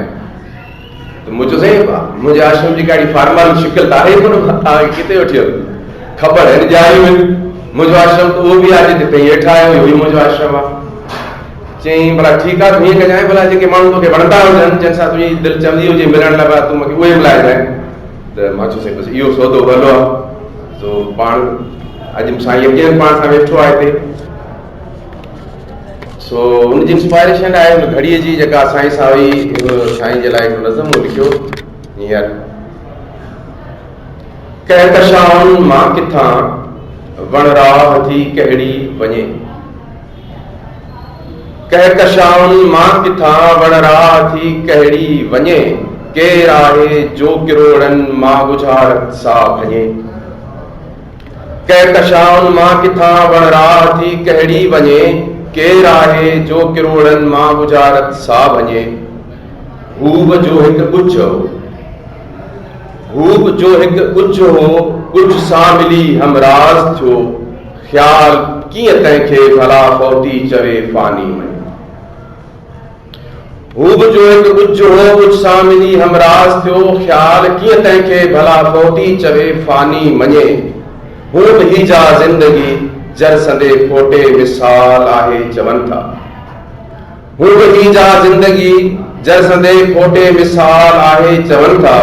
हिकु हक़ीक़त हिकु ख़्याल जा जुड़ी सदियूं कई साल, हा बराबर ईअं ई हूंदो, हा बराबर ईअं ई हूंदो, पर उहा साॻी हयाती जी अंदरि हिकु वार झाती, जॾहिं जुड़े थी ध्यान सां शऊर जे जहान सां, हा तॾहिं साॻी हयाती जर जे फोटे मां वधी जाग जी सवाल जी सा साबती थियो थी वञे, जंहिंमां जुड़नि अमीक था, जंहिंमां जुड़नि अमीक था। हूब जो अमीक हो सच्ची गोला जे सफ़र जो रहनुमा रफ़ीक हो तैले चवनि था हुन हो हेगिल खां सिखियो हिकिड़ो अंदाज़ जंहिंमां परूड़ियईं कई राज़। हू जेको गोला जे सफ़र जो रहनुमा रफ़ीक हो तैले चवनि था हुन हो हेगिल खां सिखियो हिकिड़ो अंदाज़ जंहिंमां परूड़ियईं कई राज़। पर जॾहिं मूं सां मिलियो मूं ॾिठो हुन सां सफ़र में सिंध जो भिटाई ॻोठ पिणु सरबस्तो ई साण। पर जॾहिं मूं सां मिलियो मूं ॾिठो हुन सां सफ़र में सिंध जो भिटाई ॻोठ पिणु सरबस्तो ई साण हो। ऐं संदसि गुल गोदड़ीअ में मोहिन जे दड़े जो डाण हो। दुनिया जहां जो रौनकूं फहम जा मकान कई नए फिक्र जा निशान कई इम्कान कई सब रसी पंहिंजे देश जे दग सां वापसी में थे वयो। पंहिंजे देश जे दग सां वापसी में थे वयो। सामिन संदे हू सुंग सां मुंहुं ॾिठो बरबर भरियो हिक आग में। सामिन संदे हू सुंग सां मुंहुं ॾिठो बरबर भरियो हिक आग में। काट माना हुई मिली तंहिंखे उन वेराग में जंहिंखे हिकु साधू सुणायो हो उन खे ही कलाम नथो यार लही मुंहिंजे दिलि तां घड़ी रोयो वाठूं निहारियां बीठी खूब खड़ी। हाज उन माना जे हिन मेले में किथे हूब आहे पाण सां वहदत विजूदी वाण सां जंहिंजा नवां कई रंग रोज़ जंहिंजा नवां कई ढंग सोज़। हूब जो हिकु रंग हो हिकु राज़ हो हिकु साज़ हो। अॼु थो वञे पोलार में आधूती इसरार में ध्यान जी हिकु धार में ऐं ध्यान खे नाहे फना जीअं मुर्शिदा चयो मरणा अॻे जे मुआ से मरी थिया नमाज़ हूंदा से हयात जियणा अॻे जे जिया मौजूद। ज़बरदस्त जी भाई। ऐं शेख अयाज़ बि साईं जावेद भुट्टो जहिड़े माण्हुनि लाइ शायदि चयो आहे जे पंहिंजो नूर चोए विया ऐं तुंहिंजी जोत जलाए विया से लुड़क मिटीअ में लोए विया पर छा मोती पाए विया। मूं अणथिया इंसान ॾिठा सूर्य ते 100 मान ॾिठा ऐं धरती छा कूंदड़ हार पंहिंजो कंध कपाए विया। अॼु गोड़ बिचीअ में घटि ना पोइ मुड़ुसु उन्हनि जे वटि ना। अॼु गोड़ बिचीअ में घटि ना ऐं गोड़ो मुड़ुसु उन्हनि जो वटि ना। जे सारा कोट उड़ाए विया से घोट असांखे खाए विया। हाणे साईं इदरीस जतोई खे गुज़ारिश कंदुसि त अची पंहिंजे ख़्याल में इज़हार करे। साईं इदरीस जतोई। लोए वञी को चोए मुंहिंजे मारवड़नि खे। लोए वञी को चोए मुंहिंजे मारवड़नि खे छांगा छिजे छेलड़ो जे कहीं जो होए सही वड़ो सोए आऊं कीअं ॿीहर विसरी। मिठाई साहब जो इहो बैत जंहिंमें जेकॾहिं हिकिड़ो छेलड़ो बि गुम थी वञे उनजी सार लाइ बि आहे। जॾहिं मारी जहिड़ो किरदारु गुम थिए थो त मिठाई साहब इहा ॻाल्हि करे थो। अॼु असल में असां शेख अयाज़ जे हींअर मुज़ाकरे में गॾु हुआसीं। शेख अयाज़ जो जनम ॾींहुं हो सिंधी लैंग्वेज अथॉरिटी में हलियो पियो। पोइ हिते फ़क़ति आऊं त शिरकत लाइ आयो हुउसि। हाणे दोस्तनि जो सॾु आहे ऐं जावेद असांजो पहिरीं प्यारो साथी हो ऐं उनजे बाबति जेतिरियूं बि ॻाल्हियूं कजनि मिठाई साहब जे लफ़्ज़नि में उहे ईअं असांखे लॻनि थियूं त मूंखे जीआरियो पिरीअ जी ॻाल्हि करे। मूंखे जीआरियो पिरीअ जी ॻाल्हि करे डठो अॼु हींअरो कोट बुर्ज जीअं। सो हू असांजो साथी हो असांजो दोस्त हुयो। तमामु घणा दोस्त हिते मौजूदु आहिनि जिनजो दोस्त हुयो ऐं उनखे जेतिरो बि यादि कजे ओतिरो घटि आहे छाकाणि थी उहे इंसान हा जीअं अयाज़ जो शेर दोस्त पढ़ियो या ईअं चइजे त धरती छा दान करे वई। धरती छा दान करे वई ओख ॾेई इंसान करे वई। इश्क किरश मां ॾेखारिया दिल कुफर मथां ईमान करे वई, आई तुंहिंजी सारत सुपरी, सूलीअ खे आसान करे वई। इन्हनि शख़्सनि खे जॾहिं यादि कजे थो, जावेद भुट्टे जहिड़े शख़्सनि खे, त वाक़ई उन्हनि जी सार ऐं उनजी यादि असांखे हिकिड़ी ताक़त बख़्शे थी। जावेद भुट्टो साहब हिकिड़ो रोशन ख़्याल, तरक़ी पसंद ऐं वतन दोस्त इंसान हो। मूंखे यादि आहे असांजो जेको पहिरीं मुलाक़ात जावेद भुट्टे सां मुंहिंजी थी, उहा 1980 जे ॾहाके में थी। ऐं उहा मुलाक़ात असांजो दोस्त जेको जावेद जो दोस्त हुयो ज़फ़र बलोच ऐं अज़हर अब्बास, जेके कराची यूनिवर्सिटी में डेमोक्रेटिक स्टूडेंट फेडरेशन जा साथी हुआ, ऐं सतारिंद, इन्हनि सां गॾिजी गुलशन इक़बाल में हिकिड़ी राति जो फ्लैट में, जिते जावेद भुट्टो मोहम्मद नवाज़ खुश्क जेको उन दौर जो STM जिन खे शहीद कयो वियो कराची में, उन वटि रहियल हुयो। ऐं उहा सॼी राति असांजी कचहरी ताज़ो ताज़ो किताब हिकिड़ो आयो। असां उन वक़्तु अञा शौरी तरह बामड़ा पे पाता, ऐं फ़लसफ़ो, इल्मु, जदलियात, इहे सभु मसइला अञा सिखियासीं पे।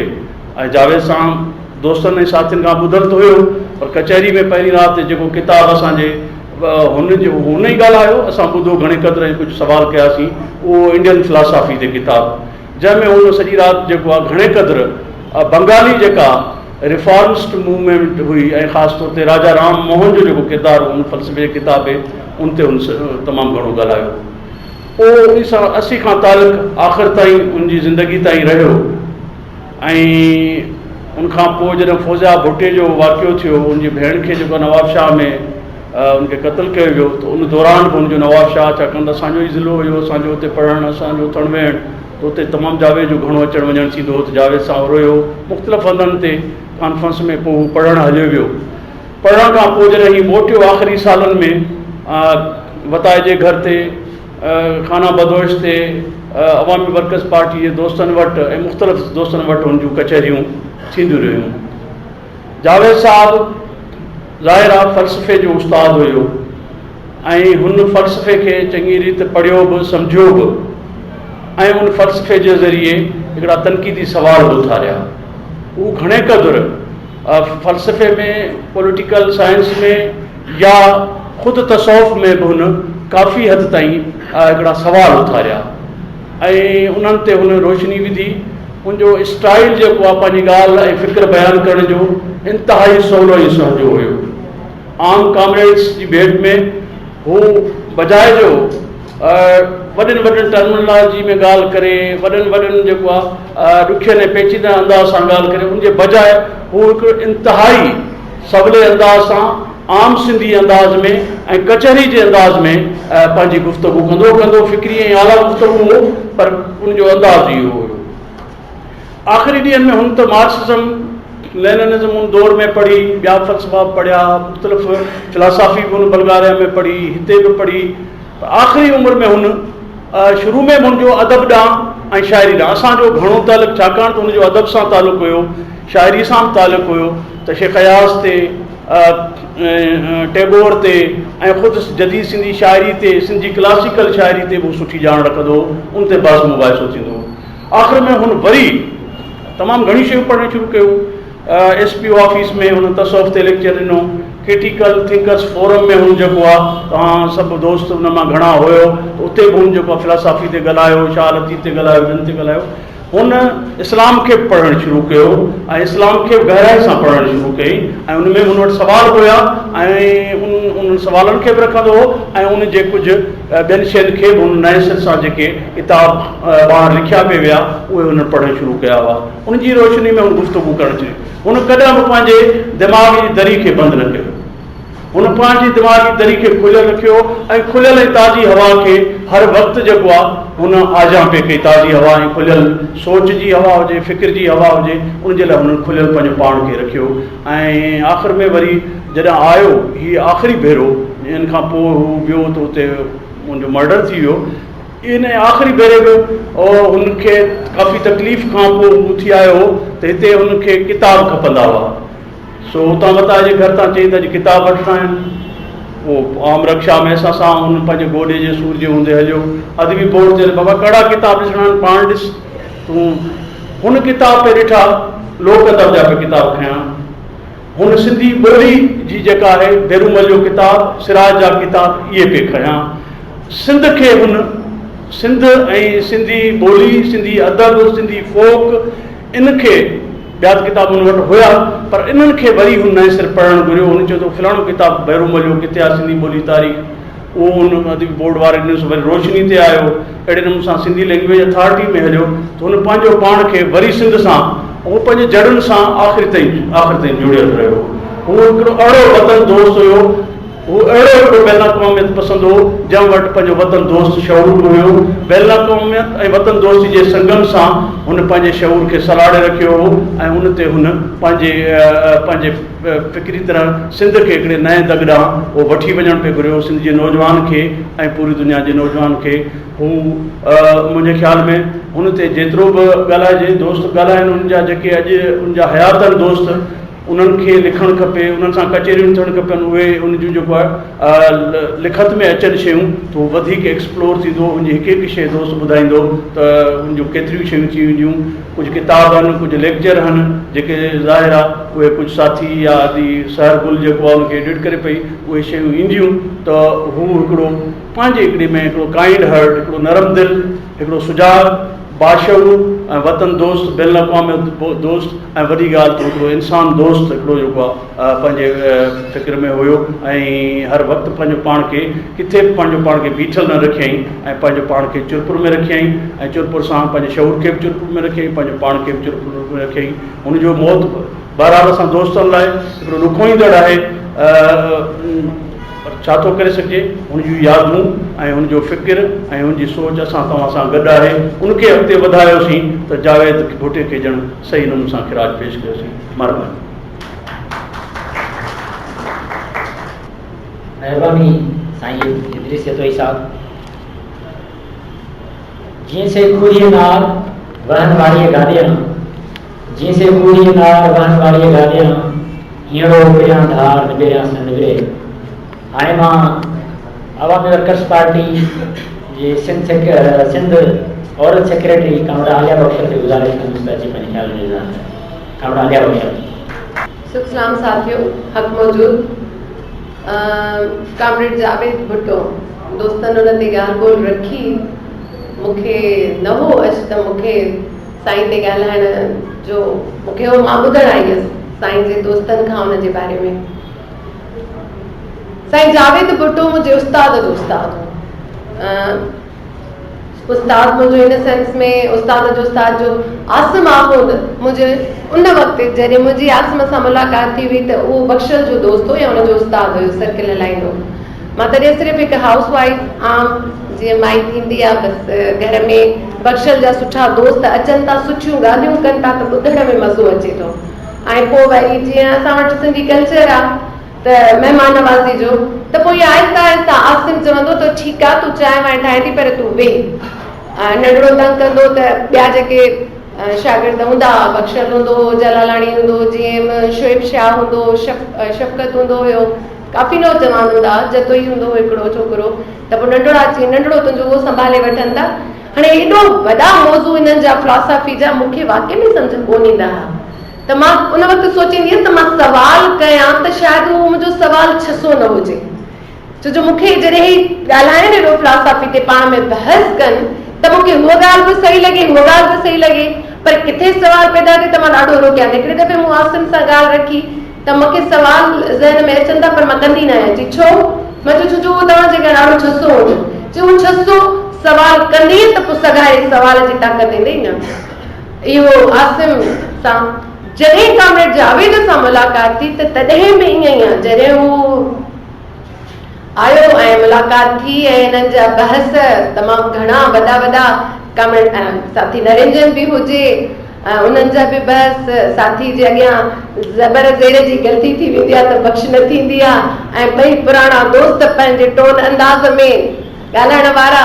तॾहिं बि उन वक़्तु बि मूं इहो फील कयो त हिननि जे साम्हूं बि सवाल कंदे, तॾहिं मां थोरी घणी सियासी वर्कर, इंटेलेक्चुअल त मां न आहियां, सियासी वर्कर आहियां, त सियासी वर्कर जी हैसियत में मूंखे जॾहिं उन्हनि जी फिलॉसफी, उन्हनि जी साइंस, उन्हनि जी सियासत, हिस्ट्री ते सवाल अचनि तॾहिं बि मां पाण खे रोकियां थी। हिकु दफ़ो साईं जावेद खे बि चयो त मां सवाल कंदे थोरो घबरायां थी त मुंहिंजा सवाल मथां एतिरा सगारा न हुजनि तव्हांजी इंटेलेक्चुअल लेवल ताईं, चिकंदीअ त सगारा थींदई न।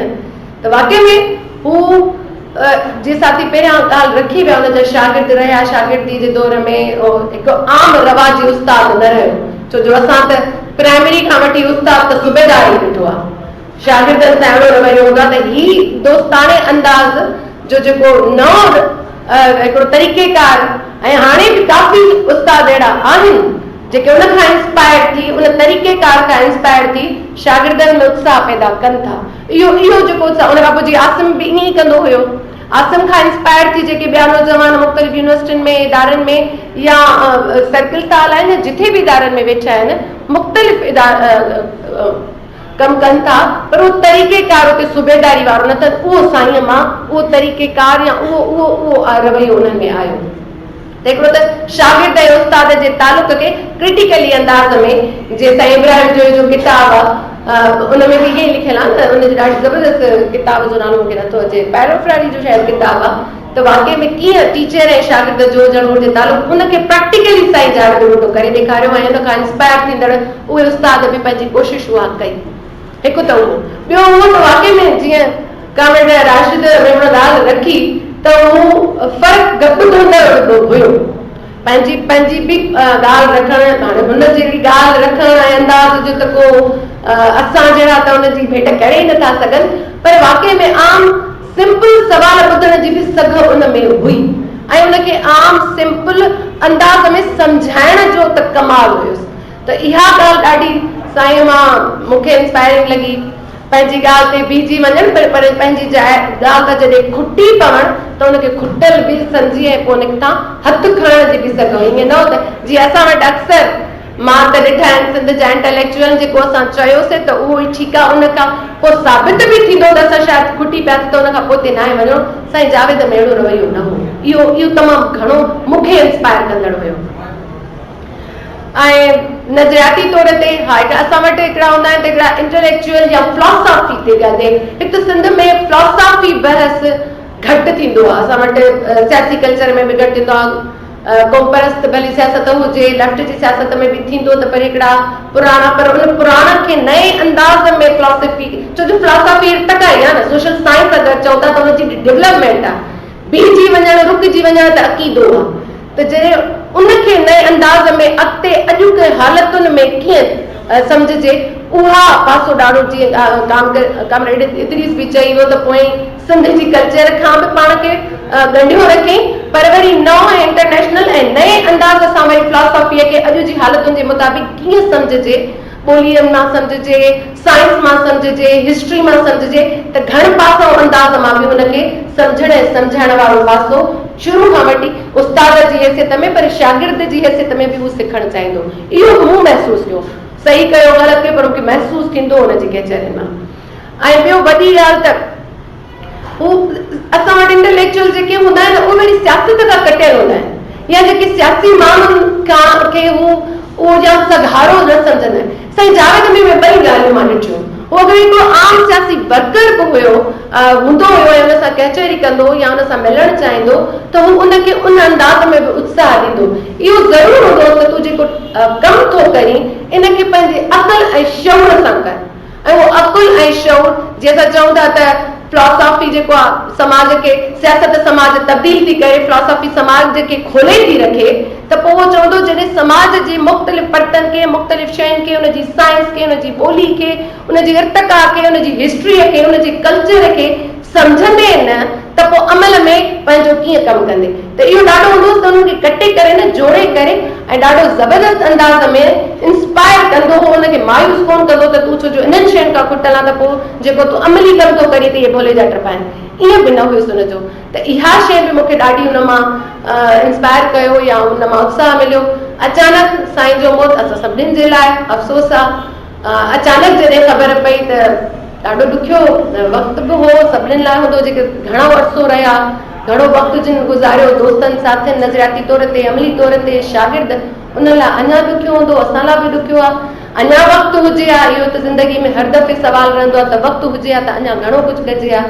हा, इहो ज़रूरु आहे असां जहिड़ा माण्हू जेके घणनि कचहरियुनि में न रहिया त शायदि थोरो कमु लिखत में हुजे हा त असां साईं जावेद खे, कॉमरेड जावेद खे अञा वधीक सुठे अंदाज़ सां सम्झी ऐं अॻिते सम्झाइण जी सगर खे सघूं हा, पाण खे बि बहितर करण जी सगर खे सघूं हा। इहा वक़्त जी चइजे या साईं छो न लिखियो, इहो बे मामिलो आहे, या हुनजा दोस्त हुन ते ॻाल्हाए सघनि था त इहो पासो छो खुटल रहियो असां लाइ घणो। छो जो मां त चवंदसि वाक़ई में सिंध में अगरि फिलोसॉफी जो उस्ताद चइजे त साईं जावेद बुढो आहे। ऐं शिकारपुर जो साईं शिकारपुर ते राशिद ॻाल्हायो, मां चयो शिकारपुर चङा माण्हू ॾिना आहिनि ऐं ॾाढा लाइक़ माण्हू शिकारपुर ॾिना आहिनि। ऐं कॉमरेड खे अॼु मां सुख सलाम पेश कंदमि। हक़ मौजूद। महिरबानी कॉमरेड आलिया। शिकारपुर वाकई असांखे अजीब माण्हू ॾिना आहिनि ऐं इहा अजीब बि ॻाल्हि आहे त अॼु शेख अयाज़ जेको आहे उहो शिकारपुर असांखे ॾिनो। अॼु हुनजो जनम ॾींहुं आहे ऐं साईं जावेद भुट्टो शिकारपुर जो, ऐं अॼु हुनजी असां वरसी मल्हाए रहिया आहियूं। सो बहरहाल हाणे मां असांजो उस्ताद आहे, असांजो सीनियर साथी कॉमरेड आहे, सिंध जो तालीम ऐं तरबियत सेक्रेटरी आहे, जंहिंखे मुंहिंजी दिलि चई हिन शेर सां हुनखे घुरायां त आओ रावेल मुरझाए जनता बया का सुगंध आहे जंहिंजी न तो मिन सरे। कॉमरेड जावेद राजभर के गुजारिश है। साथियों, जिए संद ऐं सच पच पुछो तो जीअं सब जावेद मो जहिड़ा ऐं जावेद भुट्टे जहिड़ा। मूंखे कॾहिं कॾहिं लॻंदो आहे बोलक चुको मां जावेद नाले में का गड़बड़ आहे शायदि। को चङो समझदार माण्हू हिन महिल ते कोन ॾिठो आहे मूं समेत। अने सो नाला मां खोड़ ॻणाए सघां थो जेके जिन जिन खे मां सुञाणा। मूं हिकिड़ो मुंहिंजी जेके टई जा सभु समत माना हा हीउ घणी चङो माण्हू हो, बाक़ी असांजा मसला आहिनि। उहो जावेद ते ॻाल्हाइणु ॾुखियो आहे इन सेंस में मुंहिंजो हुन सां घणी वाक़िफ़त कान आई। कुझु मुलाक़ातूं हुयूं जॾहिं अवामी तरीक़े में आयासीं तॾहिं बि अचणु वञणु थींदो, ख़बर चालू थींदियूं। हिकिड़ो दफ़ो अमेरिका में मोटिया पली साहिब जो अचो ॻाल्हि था ॿुधो ऐं अमरायो आहे। मां चयो ठीकु आहे। उहो जो ॻाल्हाए त मूंखे हैरत थिए, मां अमेरिका मां आयो आहे, ॻाल्हाए त ॾाढो सादे नमूने थो असां वांगुरु थो ॻाल्हाए, छाकाणि अवामी तरीक़े जो हिकिड़ो मख़सूस कल्चर हो। उहो ईअं ॻाल्हाए त मूंखे हैरत पई थिए। मां ॾिसां वेठो हुनखे, उहो ॻाल्हाए वेठो, तज़िया वेठो करे आलमी सूरत हाल ॿियनि पासनि जा। बहरहाल मूंखे इहा ख़बर न रही त हिन जो को पस मंज़र माज़ी जो छा रहियो आहे छा न रहियो आहे। मूंखे हुन ॻाल्हाइणु ॾाढो वणियो ऐं सच इहो आहे त ज़ाहिरी ॻाल्हि असांखे वरी उहो हिकिड़ी मख़सूस बीमारी आहे न, मख़सूस पार्टियुनि में रहण जे करे त पली जेका सवाइ असांखे ॿियो माण्हू घटि ई वणंदो त पली जो साहब ई ॻाल्हाए सघो, ॿिया वरी कहिड़ा सुठो ॻाल्हाईंदा हूंदा। जेतिरो पली साहिब जो पंहिंजो हिसाबु किताबु, पर ॿिया खोड़ माण्हू सुठो ॻाल्हाईंदा आहिनि, पर असांखे हिकिड़ी मख़सूस ज़हनत हुई। उन बहाने मूंखे ॼणो हुनजो ॻाल्हाइणु ॾाढो असराए थो लॻो। ख़ैर, कंहिं माण्हू से कंहिंसां भेट ॾियणु मुनासिब त कान्हे, पर भला माण्हू छा करे, न भेट ॾे भला हलो। हाणे इहो किथे तइ थियल आहे त भला सुकरात हिकिड़ो ई पैदा थियो वरी ॿियो न थींदो, भला न थींदो, सुकरात जहिड़ो कोन थींदो। के ख़ासियतूं के गुण त हुन जहिड़ा हूंदसि न, बाक़ी तशबीह कीअं ॾींदासीं भला। यार त जहिड़ो मुंहिंजो चंड, हाणे चंड जहिड़ा शब्द कोन थींदा आहिनि, पर माण्हू चवंदो आहे तशबीह ॾींदो आहे। यार त मुंहिंजो जहिड़ो मोर डेल जेको बि नालो ॾिएसि पाण, कान का तशबीह ॾींदा आहियूं असीं, हुन सां कान का मुशाबित रखंदो आहे। सो मुंहिंजे ख़्याल में जेकॾहिं मां थोरो घणो जेतिरो हुन खां वाक़िफ़ आहियां त मां सम्झां थो त सुकरात सां हुन जूं खोड़ सारियूं ख़ासियतूं हिकु जहिड़ियूं आहिनि। घिटियुनि में रोलाकियुनि में पढ़ाइणु, कचहरियूं करणु, हरबोर ज़रूरी न एकेडमिक माहौल हुजे, पूरो डेकोरम हुजे, हुन में ॻाल्हाइजे। न न, जिते आयो जंहिंसां आयो कचहरी करे वरिती। हू घणी यूनान जे घिटियुनि में बि धका खाईंदो, हीअ घणी हिते जिते जिते जिते सम्झ में आयुसि, हा हीअ घणी यूनिवर्सिटी प्रोफेसर हो, पढ़ायो पिए न। हुन इनकार कयो, मां कोन पढ़ाईंदुसि धंधे ख़ातिर, हुनखे धंधो न पढ़ाईंदुसि फ़लसफ़े खे। हुन कोन चयो, जेके साफ़िस्ट आहे हुननि खां इनकार कई, हिन मां धंधो न पढ़ाईंदुसि। हुन बि कचहरियूं पे कयूं, हिन बि कचहरियूं पे कयूं। हिकिड़ी ॻाल्हि जेका मूंखे सम्झ में आई, कचहरी ऐं गुफ़्तगू जो जेको अंदाज़ हो जंहिं माण्हू कन ॾेई ॿुधी सघे, छाकाणि जेतिरो मुंहिंजो उथण वेहण थियो आहे, असां बि ॾिठा आहिनि माण्हू ॿ टे जेके ज़िंदगी में ॾिठा आहिनि, जेको घणो पढ़ियो लिखियो माण्हू हुजे हुन में सहप घटि हूंदी आहे। इहो हुन सां सच बि आहे, हुनजो हुन सां अलमियो बि आहे।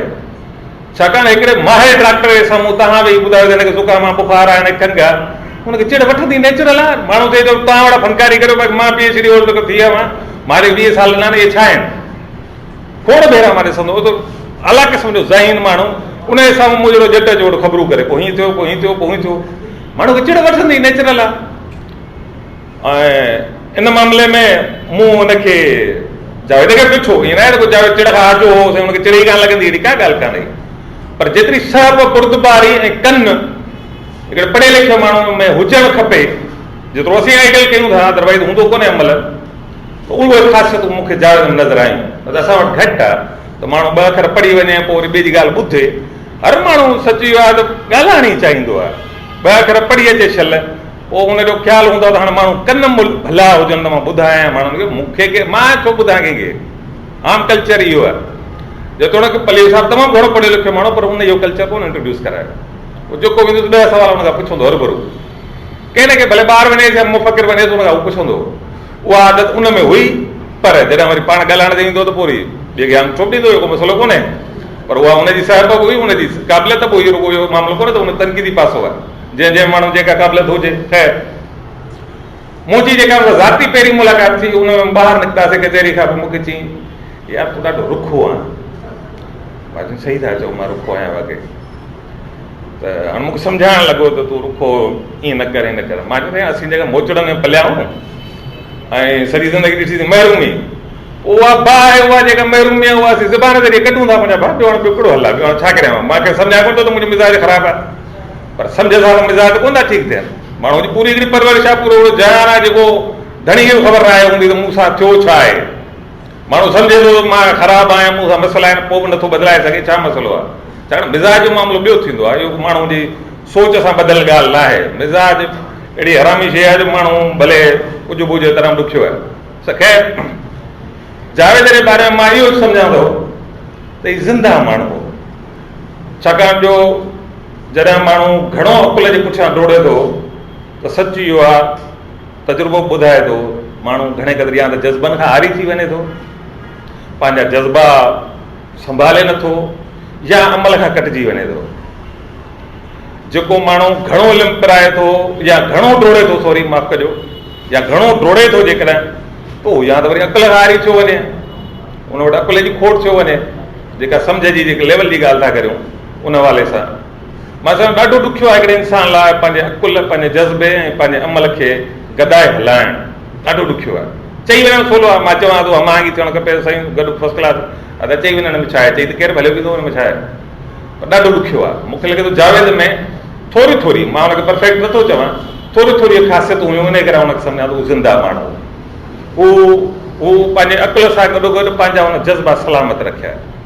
मां घटि माण्हू ॾिठा आहिनि जेके पंहिंजे अकुल सां गॾु गॾु पंहिंजा जज़्बा सलामत रखिया। ॾाढो ॾुखियो आहे, छाकाणि उन क़ीमत ॾियणी पवंदी आहे। ईअं न आहे जेको सोलो आहे, इहो सोलो कोन्हे, उन वॾी क़ीमत ॾियणी पवे थी। ऐं इहो बि सोलो कोन्हे त को माण्हू पंहिंजो अकुलमंद हुजे वरी अमल में डोड़े, उहो को सोलो आहे, उहो त वधीक क़ीमत हुजे। ख़ासि करे हुनजो वॾो मिसाल आउं सियासत ॾेई सघां थो, ऐं हिन जो मिसाल आउं हर मार्क्स लेन मां उहे नथो खणां, पर ॿियो को हल कोन्हे मां वटि। छाकाणि उन खां अॻु जा जेके फ़िलसुफ़ आहिनि उहे या त फ़लसफ़ो ई ॼाणींदा रहिया, या इल्मु इरफ़ान जूं ॻाल्हियूं कंदा रहिया, या जेके अमल में डोड़ी सघिया उहे सियासत थिया, इनकलाबी थिया। मां सम्झां थो मार्क्सिज़म जो हिकिड़ो वॾो कमु तारीख़ में जेकर आहे उहे त अकुल ऐं इल्मु अमल खे उन ॻंढाए पेश कयो। ईअं छिनी न ॾिठो जे तारीख़ में हिन महिल ॾिठो आहे, तव्हां जाम फ़लसफ़ी खणो, 1000 खनि नाला खणो, 1000 न पवंदा, 200-300 जेके बि आहिनि, ऐं गारंटी सां चवां थो 250 खां मथे माण्हू अहिड़ा हूंदा जिन फ़क़ति अकुल ते ज़ोर ॾिनो, यानी इल्मु इरफ़ान जी ॻाल्हि कई, अमल जे मामले में उहा मटीरियलाइज़ न करे सघिया पंहिंजे अकुल ऐं सम्झ खे। सियासत जे मैदान में मां सम्झां थो मार्क्सिज़म जो हिकिड़ो इहो इनकलाब आहे, हिननि इल्म ऐं अमल खे गॾाए पेश कयो। तव्हां ॾिसंदो जेके बि लीडर थिया आहिनि उहे कहिड़े बि क़िस्म जा हुजनि, खोटूं वादियूं सभिनी में थियूं, पर फिक्री तरह ॾाढा साउंड रहिया। ईअं न हो त बसि को नेपोलियन बोनापार्ट थियणो आहे या सिकंदर आज़म थियणो आहे या फ़क़ति जेको आहे सो छा चवंदा आहिनि हैनिबाल थियणो आहे। माण्हू कहिड़ा अमल में ईअं आहिनि न, चङेज़ ख़ान त अमल में वॾो कमु कयो न, अमल त वॾा कमु कया आहिनि नंबर, उहे सुठा या पुछड़ा ख़राब पंहिंजे गते, पर सुकरात अरस्तू अफलातून अमल त कुझु कोन करे सघिया। ॻाल्हियूं कयूं न, विदे तव्हांखे शोपनहार हेगल ते खोड़ माण्हू फ़िलसुफ़े जा नाला ॿुधाए सघजो न, जेके ॻाल्हियूं करे फर्स्ट क्लास, हुनजे ॻाल्हियुनि वॾा असर छॾिया, हुनखां इनकार न आहे, हुन ते बहस ई कान्हे, इहो वॾो हुनजो कंट्रीब्यूशन आहे। पर जेकर अमल जे मामले में डोड़नि था त माण्हू खुटी थो पवे। सियासत जी क़ीमत में मां जेको ॾिठो आहे त जेकॾहिं माण्हू 2 अखर फ़लसफ़े जा सम्झ जा पढ़ी थो वठे, सियासत बि करे थो, अमल में आणण जी कोशिशि करे थो, उहो ॾाढो लोड़े थो, उहो ॾाढो ज़लील थो थिए, उहो पंहिंजे जज़्बनि एहसासनि खे खोड़ सूरत में मां ॾिसां थो त बेरहम थियो वञे, ऐं पहिरीं बेरहमी उहो पंहिंजी ज़ात सां करे थो, ॿिए सां त पोइ कंदो त पोइ माण्हू सम्झंदा यार ढीठ आहे ढीठ आहे न, पहिरीं त पंहिंजो ज़ात सां बेरहमी कंदो तॾहिं त उहो कंदो ॿिए कंहिंसां। ऐं कोई ॻाल्हाइण जाइज़ छो टे आहियां, पर सची आहे त हुन सां रिलेवेंस थोरी मूंखे जेतिरी सम्झ में अचे थी मां पंहिंजी बीहारींदुसि, रुगो जाइज़ घुटे ते आऊं ॻाल्हाए छा करियां भला, मां पंहिंजी रिलेवेंस त किथे बीहारियां। अने सो मूंखे हिन में हिकिड़ी ॻाल्हि जेका सम्झ में आई त दलील सां गॾु हिन वटि प्यार हो, पंहिंजाइप हुई, दोस्ती हुई, बाझ हुई, इहा वॾी ॻाल्हि हुई, तमामु घटि माण्हुनि में हूंदी आहे। खोड़ माण्हू चवंदा आहिनि सूफ़ी हो ही हो, मूंखे ख़बर कान्हे, मुंहिंजे साम्हूं जेको हुन धणी पाण चयो हुन पाण खे वजूदियत पसंदि करियो, पोइ हाणे ॿिए कंहिं साम्हूं को ॿियो बयानु ॾिनो हुजे मूंखे ख़बर कान्हे, ॿिया कहिड़ा दोस्त हूंदो त हुनजे बारे में का राय ॾेई सघंदा, उहा हुनजी मर्ज़ी, हुनजे अमल मां अचनि या हुनजे पूरे हिकिड़े पैटर्न मां ॻोल्हे वठंदो आहे, हिन जो पैटर्न मजमूई तरह हीअं हो, हिन ख़्याल जो माण्हू, मुंहिंजे साम्हूं जेका हुनजी क़बूलियत आहे हुन चयो मां वजूदियत पसंदि आहे। हिकिड़ो दफ़ो अमेरिका वेठो हुजे, मूंखे पंहिंजा ॿोर आहिनि, पंहिंजा मसइला जेके नफ़्सियाती तरह थींदा आहिनि माण्हू हर हिक जा थींदा आहिनि, असीं बि लुॾनि में अचूं, तो ख़ासि करे अकुल ते घणो ज़ोर ॾींदड़ माण्हू घणे करे लुॾंदा आहिनि, पूरो धूड़ पाईंदा आहिनि, सफ़ा तर वठंदा आहिनि। सो असांजे हिन माण्हू सां इहो थींदो आहे। हिकिड़ो दफ़ो कचहरी पे कई मां हाल हाल पे ॾांहुं मूंखे चई हाल पोइ मार्क्सिज़म मदद नथी करे छा मार्क्सिज़म मदद करे थी, पर हींअर मूं सां सूरत थोरी ॿी आहे, अने मार्क्सिज़म कोन ॿुधायो आहे त माई मां छॾे वञे त पोइ तव्हांखे छा करिणो आहे।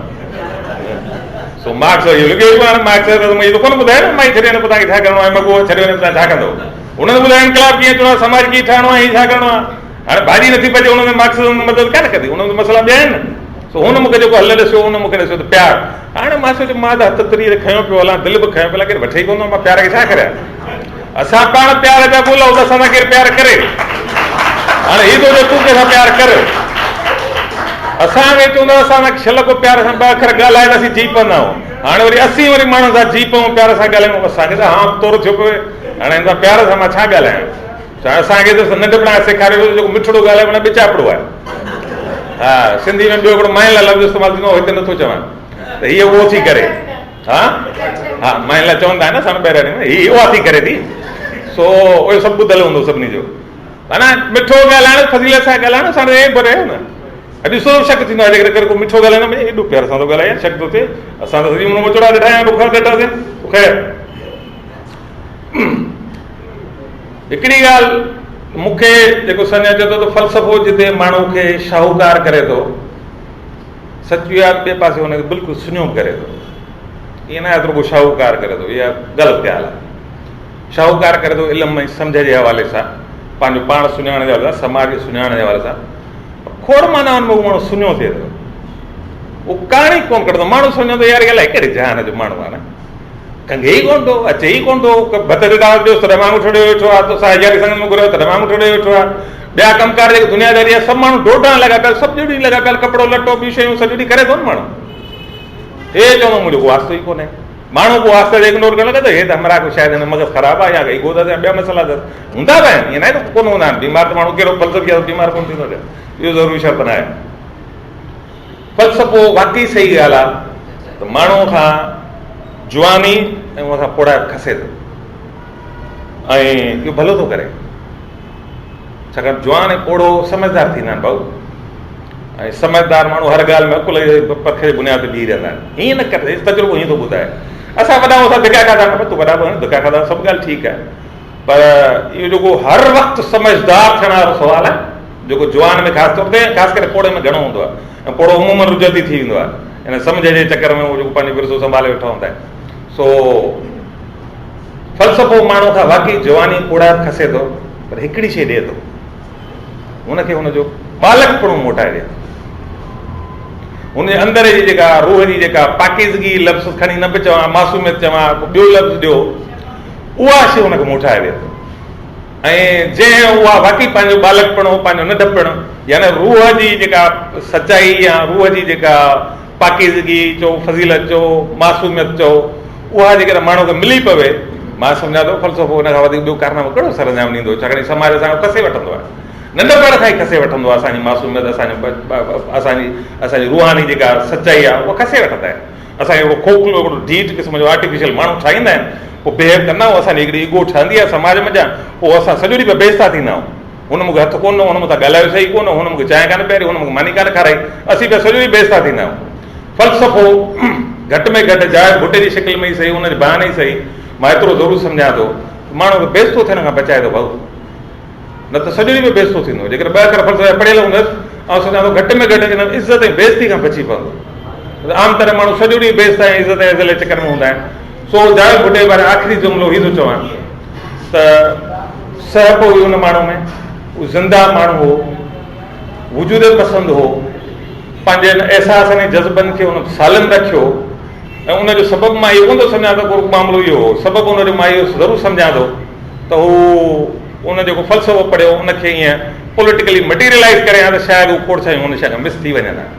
हींअर त हुनखे चवंदा भलो जो मां ॻाल्हि करे अमल वारी उन मूंखे करणी, पर मां आख़िर में थो चवां जॾहिं अमल में अचे थो माण्हू त पोइ माण्हू फासे थो। माण्हू फ़लसफ़ो भले फर्स्ट क्लास थी वञे, माण्हू सुठो इंसान थी थो वञे, पर जॾहिं हुनखे अमल में आणे थो त पोइ माण्हू खे खोड़ सारियूं क़ीमतूं ॾियणी पवंदियूं, पोइ माण्हू सम्झे थो त इहो अकल सां त ठगी पवंदो। त जावेद भुट्टे खे इहो बेनिफिट चवां त हुन इल्म सां ई सलाहियल रहियो ऐं इहा हुनजी खोट ई त उहो हुनखे मटीरियलाइज़ न करे सघियो।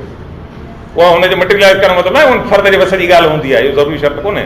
हा, फ़लसफ़ो हुन पंहिंजे जेको इल्मी तरह जेका हुनजी जेको हुनजो विरसो हो उहो हुन मुंतक़िल कयो, इहो कमाल हो। लिखी न ॾेई वियो, इहा हुनजी खोट सही, पर सच मूंखे लॻे थो बदकिस्मत इन माना में बि हो त शायदि हुनखे अफ़लातून न मिलियो जेको हुनखे लिखी ॾेई वञे। इहो हुयो कॉमरेड जावेद राजपर, जंहिंखे असां बि रोज़ु ॿुधंदा आहियूं, सोचियो त तव्हां बि रोज़ु खणी ॻाल्हियूं सची वार कॉमरेड घणियूं करे वियो। ऐं इहा हिकिड़ी ॻाल्हि हक़ीक़त बि आहे त जंहिं माण्हू खे असां जहिड़े माण्हू खे ॻाल्हाइण जी आदत आहे हिन करे घणियूं शयूं अहिड़ियूं आहिनि, पर हाणे कंपेरिंग था कयूं।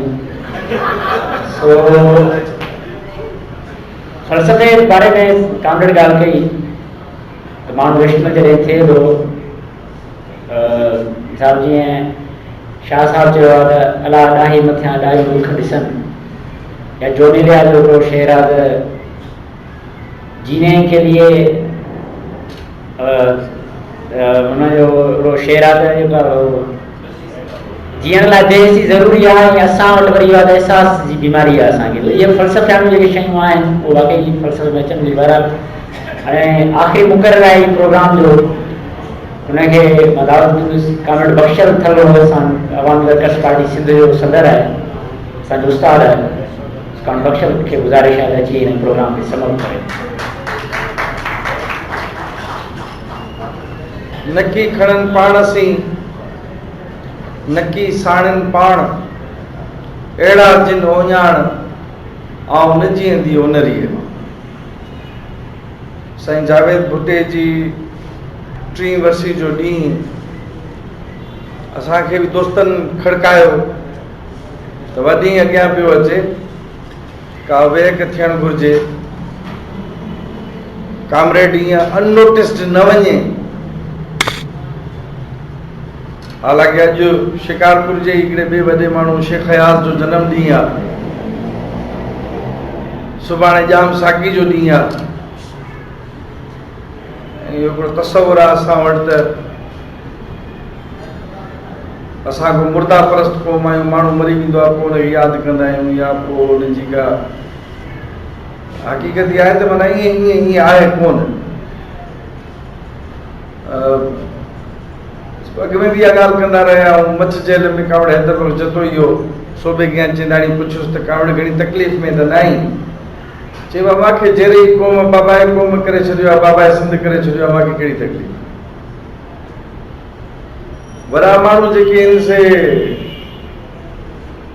इन शइ खां बेनियाज़ हूंदा आहिनि त उनजो हमअसर दौरु उन्हनि खे कीअं थो ॾिसे। वो जो अभी पर्दे अफलाक में है, अक्स उसका मेरे आईने अदराक में, सुबाण परी तापरी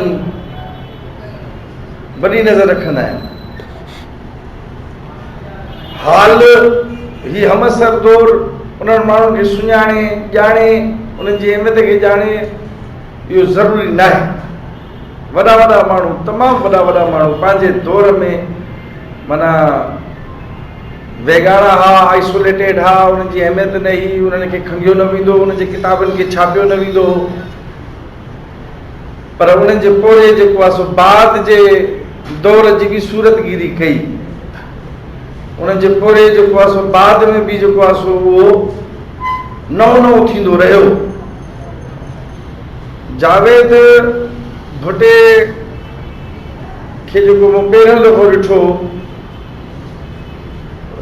माना मुंहिंजे ख़्याल में 95 जी ॻाल्हि आहे, 96 जी ॻाल्हि आहे। ज़र यूनिवर्सिटी मां निकितासीं, असांजो हिकिड़ो दोस्त हो, हुनजी संगत सिंध यूनिवर्सिटी में हुई, ऐं उन संगत में वञणु हुन सां मिलण लाइ, पंहिंजे महबूब सां मिलण लाइ मूंखे बि साण खणी हलियो, त मां अकेलो थो वञा, तूं मूंसां गॾु हल। वरी हुनखे पंहिंजो दोस्त मिलियो, त हुन सां पवेलियन ग्राउंड ते जुड़ लॻो पियो हो, सावक ई ॾाढी, ऐं उहो पंहिंजे दोस्त सां वेठो कचहरी पियो करे। मां अकेलो बाथरूम पियो खाईंदो, तव्हां सिगरेट विगरेट पीअंदो घुमंदो पियो, तव्हां मूंखे मींहं बि कणकण बि पए पई, मूंखे चांहि जेके ढाबे जे ते रश नज़र आई थोरी, उहे नौजवान वेठा बीठा, मां ॾिसूं इहो तजसुस त छा आहे, वञी उते पहुतुसि, ॾिसां त ईअं 20-25 ॼणा नौजवान वेठा आहिनि, छोकिरियूं बि वेठियूं आहिनि, उन जे विच में हिकिड़ो पेंट शर्ट में हिकिड़ो सुहिणो भाई वेठो आहे, ऐं उहो ॻाल्हाए थो, ऐं ॻाल्हाए बि ॾाढो सुहिणो थो, ऐं सिगरेट बि पीए थो। उनखां सिगरेट ॿिया वठंदा बि था वञनि छोकिरा।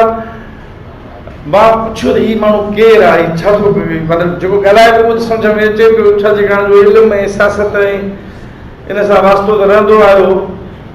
यूनान ते बि ॻाल्हि हली, माना हिकिड़ो ड्रीम वर्ल्ड टाइप हिकिड़ो सीन हो, ॿुधण में आयो त इहो जावेद भुट्टो आहे। इहो माना हिकिड़ो पहिरियों मूंखे जेको यादि पवे थो हुनजो।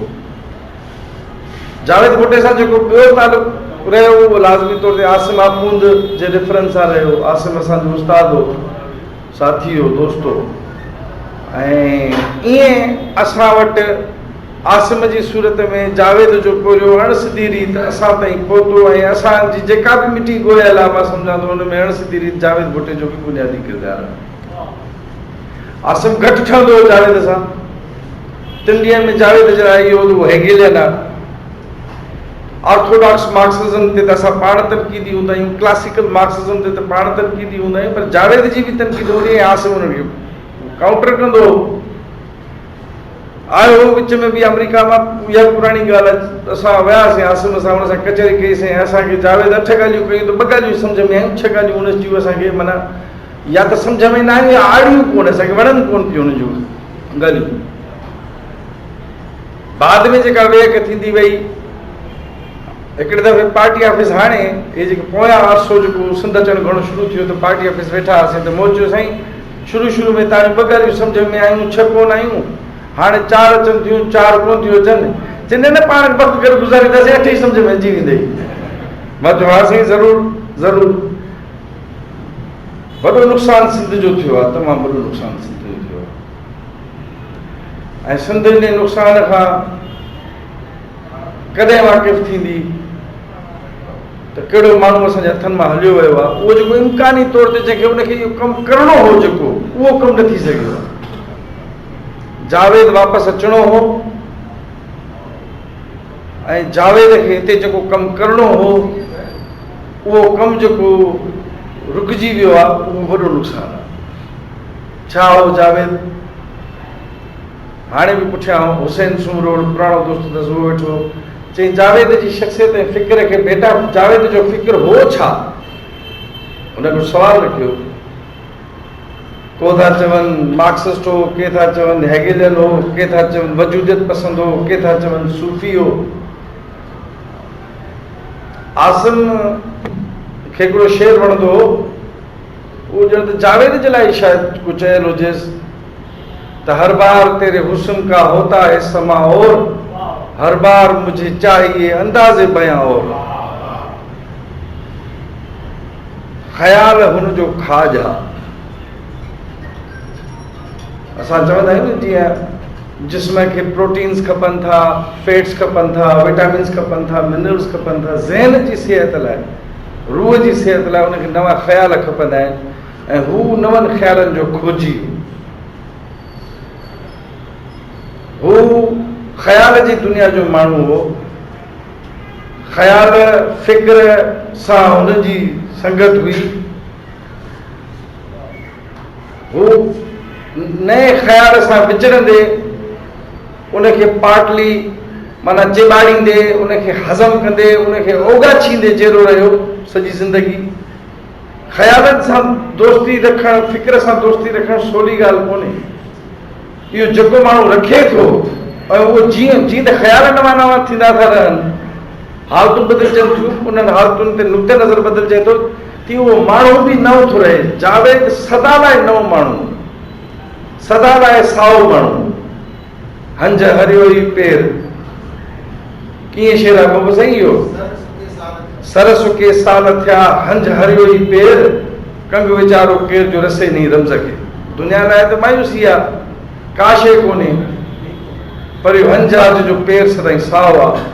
ऐं हिन सर सुके साल थिया ही सिंध में जेको फ़िक्री तनक़ीदी सम्झ जी जेका उणाहठ आहे, उन में असां जहिड़ा शायदि ॿिया के आम माण्हू ईअं चई विझनि त यार काल आहे, कुझु बि कोन्हे, पर जावेद उहो हंजो जो पेर सदाईं साओ, सदाईं साओ।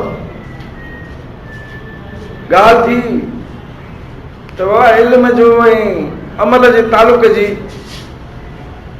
जावेद इल्म जो माण्हू हो, उनजो सियासी पोरियो बि रहियो, फ़िक्री पोरियो बि रहियो, जेको कुझु बि हो, पर उहो तालुक यादि थो अचे। इहा ॻाल्हि बेग में बि कंदा रहिया आहियूं त मोहम्मद अली शाह सां पंधु बि कयोसीं। मोहम्मद अली शाह जेको आहे सो जोए साहिब जी तनक़ीद रखी। मोहम्मद अली शाह पाण बि न आहे रहियो, जो जोए साहिब किथे वञी कमु कयो भला, मज़दूरनि में, हारियुनि में ॻाल्हि त कंदो, पाण किथे कमु कई। मां चयो साईं तव्हां भला खादी धुर जी सियासत लाइ कीअं लड़िया, सोशलिस्ट इश्तराकी सियासत लाइ कीअं लड़िया? त चईं मूं किताब पढ़ियो सब्ते हसन जो, मूसा से मार्क्स तक। पोइ मां चयो साईं हाणे जेको मीर बहरनि जा जेके मसइला हुआ, कोस्टल बेल्ट ते हेॾी लखे आबादी थी रहे, रेंजर्स खां ठीका बि तव्हां छॾाया, मलाहनि छॾाया, उहा जिदोजहद तव्हां कई। सब्ते हसन ईअं लथो मलाहनि ॾे, पाण त न लहे, तव्हांजी सूरत में लथो। ख़्याल ईअं विढ़ंदा आहिनि। हिकिड़ा ज़हन साज़ माण्हू मोह छॾिया, बुखारी चयो मोह छॾिया वाव में साहो सिकंदा, मां मरी बि पिरी चुमा थो पियो। इहो हुनजो जेको कमु आहे। हाणे के दोस्त चवनि था इहा जावेद जी खोट ई त हू सॉक्रेटिक स्टाइल में तकरीरूं कंदो, बहस मुबाहिसा कंदो। सुकरात अॼु बि जहिड़ो आहे न, अफ़लातून मिली वेंदा हुनखे, अचण त ॾियो हुनजे कम खे, हुनजी ॻाल्हियुनि खे थोरो खुलण त ॾियो। सख़्तु हुन ते बहस बि थींदा, इख़्तिलाफ़ बि थींदा। अहिड़ा माण्हू किथे आहिनि जंहिंसां तव्हां इख़्तिलाफ़ बि रखो, बहस बि कयो, रद बि कयो, पर ॿिए दफ़े वरी तव्हां ॻोल्हींदा वतन त तव्हां किथे आहियो, ॻोल्हींदा वतन तव्हांखे, छो जो हुननि खे बि ख़बर आहे न त इहो डिस्कोर्स ईअं ई हलणो आहे, ॻाल्हि ॿोली ईअं ई वधणी आहे, ॿियो को तरीक़ो कोन्हे को। सो जेको हुन कमु कयो आहे, इहो कमु जेको सहेड़जे थो, हुन जूं ॻाल्हियूं रिकॉर्ड ते आहिनि, मुख़्तलिफ़ दोस्तनि वटि रिकॉर्ड ते आहिनि। असां हिकिड़ो इंटरव्यू करे छॾियोसीं क्रिटिकल स्टडीज़ वारनि दोस्तनि, हुन सां हिकिड़ी वेह करे छॾी, ऐं सहरगुल जेको हुनखे कंपोज़ करे थी पई, भंडार हूंदो इल्म जो, इख़्तिलाफ़नि जो, नई सम्झ जो, नए नुक़्ते नज़र जो। ऐं इहो पोइ सुभाणे वरी उन्हनि बहसनि में बि ट्रांसलेट पियो थींदो, उन्हनि नवनि ज़हन साज़ी जे अमल में बि ट्रांसलेट थींदो। इहा शइ ख़तमु थियणी कोन्हे। नुक़सानु छो आहे वॾो? जीअं साथी इदरीस ॿुधायो, लोक अदब पे पढ़ी, हाणे लाहौर में 2 ॾींहं पहिरीं साथी महबूब शाह ॾाढो घणो पढ़ियो साथी आहे, ॾेखारी पई 27 किताब सिंधी अदबी बोर्ड जा छपियल, जी 40 छपिया आहिनि। 2 सालनि जो प्रोजेक्ट हो, जंहिंमें साईं जेम्स जो बि रोल आहे, मुख़्तलिफ़ ॿियनि माण्हुनि जो बि रोल हो। उहो प्रोजेक्ट वठी उन्हनि इहो कमु कयो त ॻोठ ॻोठ में, शहर में, इलाइक़े में, तालुके में वञी करे उहो माण्हू जेकी सोचीनि था, जेकी सुघर आहिनि, जेकी ॻाल्हाइनि था, जेकी मनाज़रा कनि था, जेको फोक विज़डम आहे, उन्हनि खे उन्हनि सिर्फ़ु 2 सालनि लाइ रिकॉर्ड कयो आहे। त उहो जेको आर्काइव्स आहिनि उहे त वॾियूं आहिनि, पर उन्हनि मां सेड़े 40 किताब कढिया अथऊं। उन मां केतिरा किताब कढी सघजनि था। हे उहो कमु आहे जेको असांजो ॾाहो नथो करे। हे उहा ॾाह आहे जेका अमली ॾाह आहे, जेकी चइजे आम माण्हू जेको असां वटि तसवुर थींदा आम माण्हू त अणपढ़ियो आहे, जाहिल आहे, जट आहे। सची ॻाल्हि इहा आहे त जेका ज़मीन जो इल्मु आहे, जेको धरती जो इल्मु आहे, उहो त उनखे ॼणींदड़ उहो आहे। उहा ॿाहिरि जो माण्हू, उहो आम माण्हू, अकेडमिक्स त बाद में था अचनि। जंहिंमें मां मोहम्मद अली शाह खे चयो त इन्वायरमेंट जे सवाल ते जेको आहे खोड़ सारा ॾाढा पढ़िया लिखिया माण्हू वॾी थीसिसूं हाणे वॾो माहौल खे सेंसिटाइज़ कयो अथऊं, माहौल जे सवाल खे इंटरनेशनली। मूंखे चई न इहा ग़लति ॻाल्हि आहे। इहो आम माण्हू आहे जेको माहौली तब्दीलियुनि जे असर में आहे, जंहिंजा दरिया सुकनि था, जंहिंजा ॿेड़ा सुकनि था, जंहिंजा ॿेड़ा कटिजनि था, उहो जेको तकलीफ़ में आहे, उहो जेको मज़ाहिर नथो करे, उनजे नतीजे में मज़ाहिर में इहो माहौल जो सवाल ॿिए इलाइक़े में पैदा थो थिए। जेका फोक विज़डम आहे, जावेद इन फोक विज़डम खे पढ़े पियो, इंटरनलाइज़ पियो करे, हू तसव्वुफ़ खे, सिंध जी तारीख़ खे नए सिरे सां सम्झे पियो। खोड़ सारा माण्हू असांजा उनखे रद्द करे छॾींदा आहिनि। सूफ़ी थी वियो, छॾियो सूफ़ी थी वियो।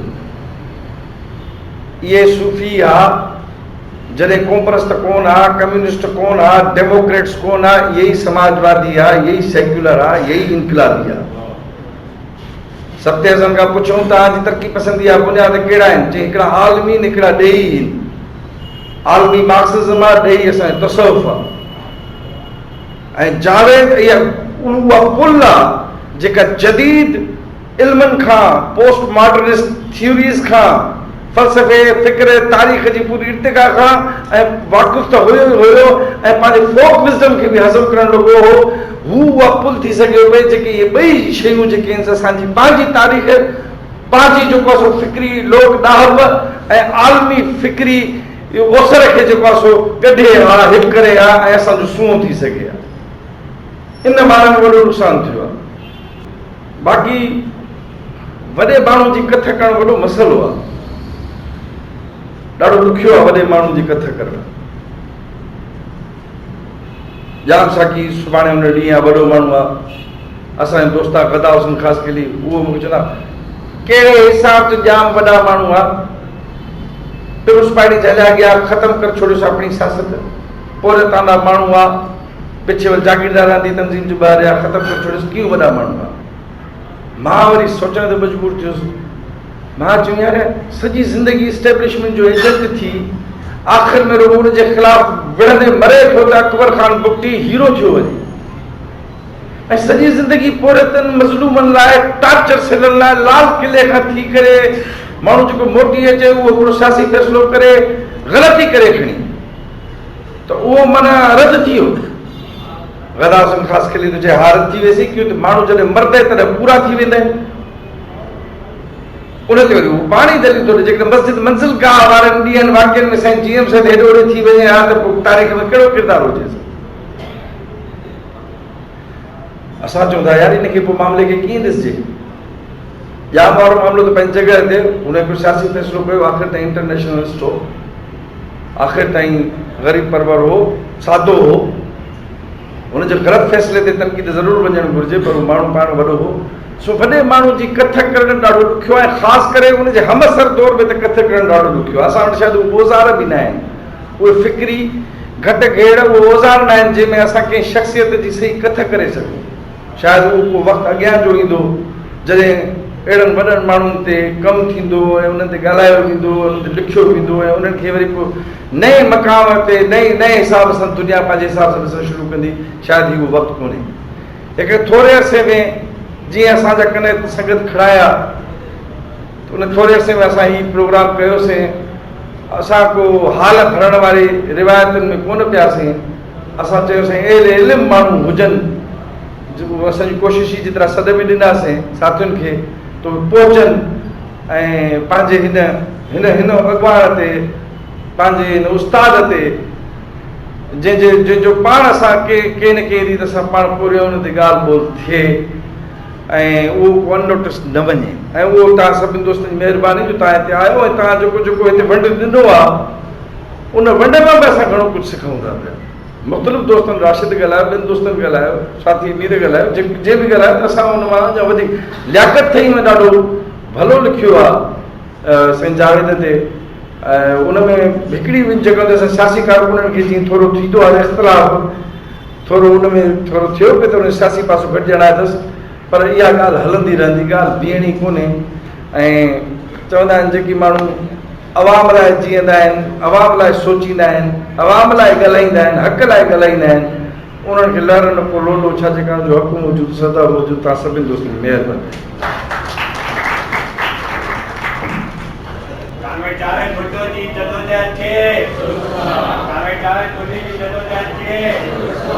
तव्हां सभिनी साथियुनि जी महिरबानी। सामीन ही प्रोग्राम हैदराबाद जे प्रेस क्लब हॉल में बरख डाहे ऐं उस्ताद जावेद भुट्टो जी 3वीं वरसी जे मौक़े ते संदसि शख़्सियत ऐं फ़िक्र खे भेटा ॾियण लाइ अवामी मर्कज़ पार्टी हैदराबाद पारां प्रेस क्लब हॉल में तक़रीब तौरु कोठाई।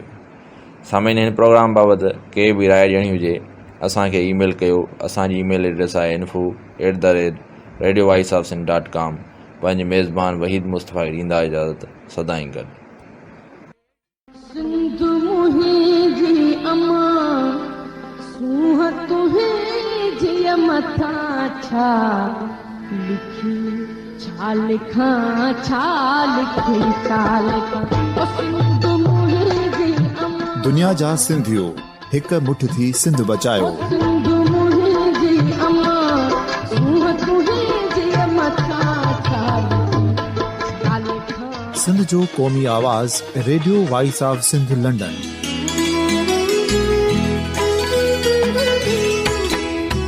Radio voice of Sindh London पंहिंजी नशरियात में सिंध जी सियासत, समाज, इक़्तिसादियात, तारीख़, क़ौमी उमंगुनि ऐं इख़्लाक़ियात मुतलिक़ सिंध जी हक़ीक़ी तर्जुमानी कंदे प्रोग्रामनि खे असराइतो बणाइण लाइ सिंध जे घण घुरनि ऐं धरतीअ सां प्यार कंदड़ अदीबनि, दानिश्वरनि, सहाफ़ियुनि, उस्तादनि, वकीलनि ऐं हर तबिके जे मानवारनि सजणनि खे सिंध में शऊरी इनक़लाब लाइ सहकार जो सॾु ॾियूं था।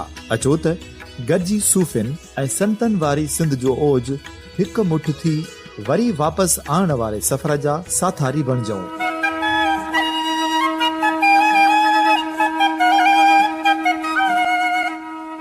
हिकु नए सुबुह जी शुरूआत जो पड़ाॾो घर घर, ॻोठ ॻोठ ऐं शहर शहर ताईं पहुचायो। शाल सिंध आबाद ऐं ख़ुशहाल थिए, सिंधी माण्हू सुखियो ऐं सताबो थिए।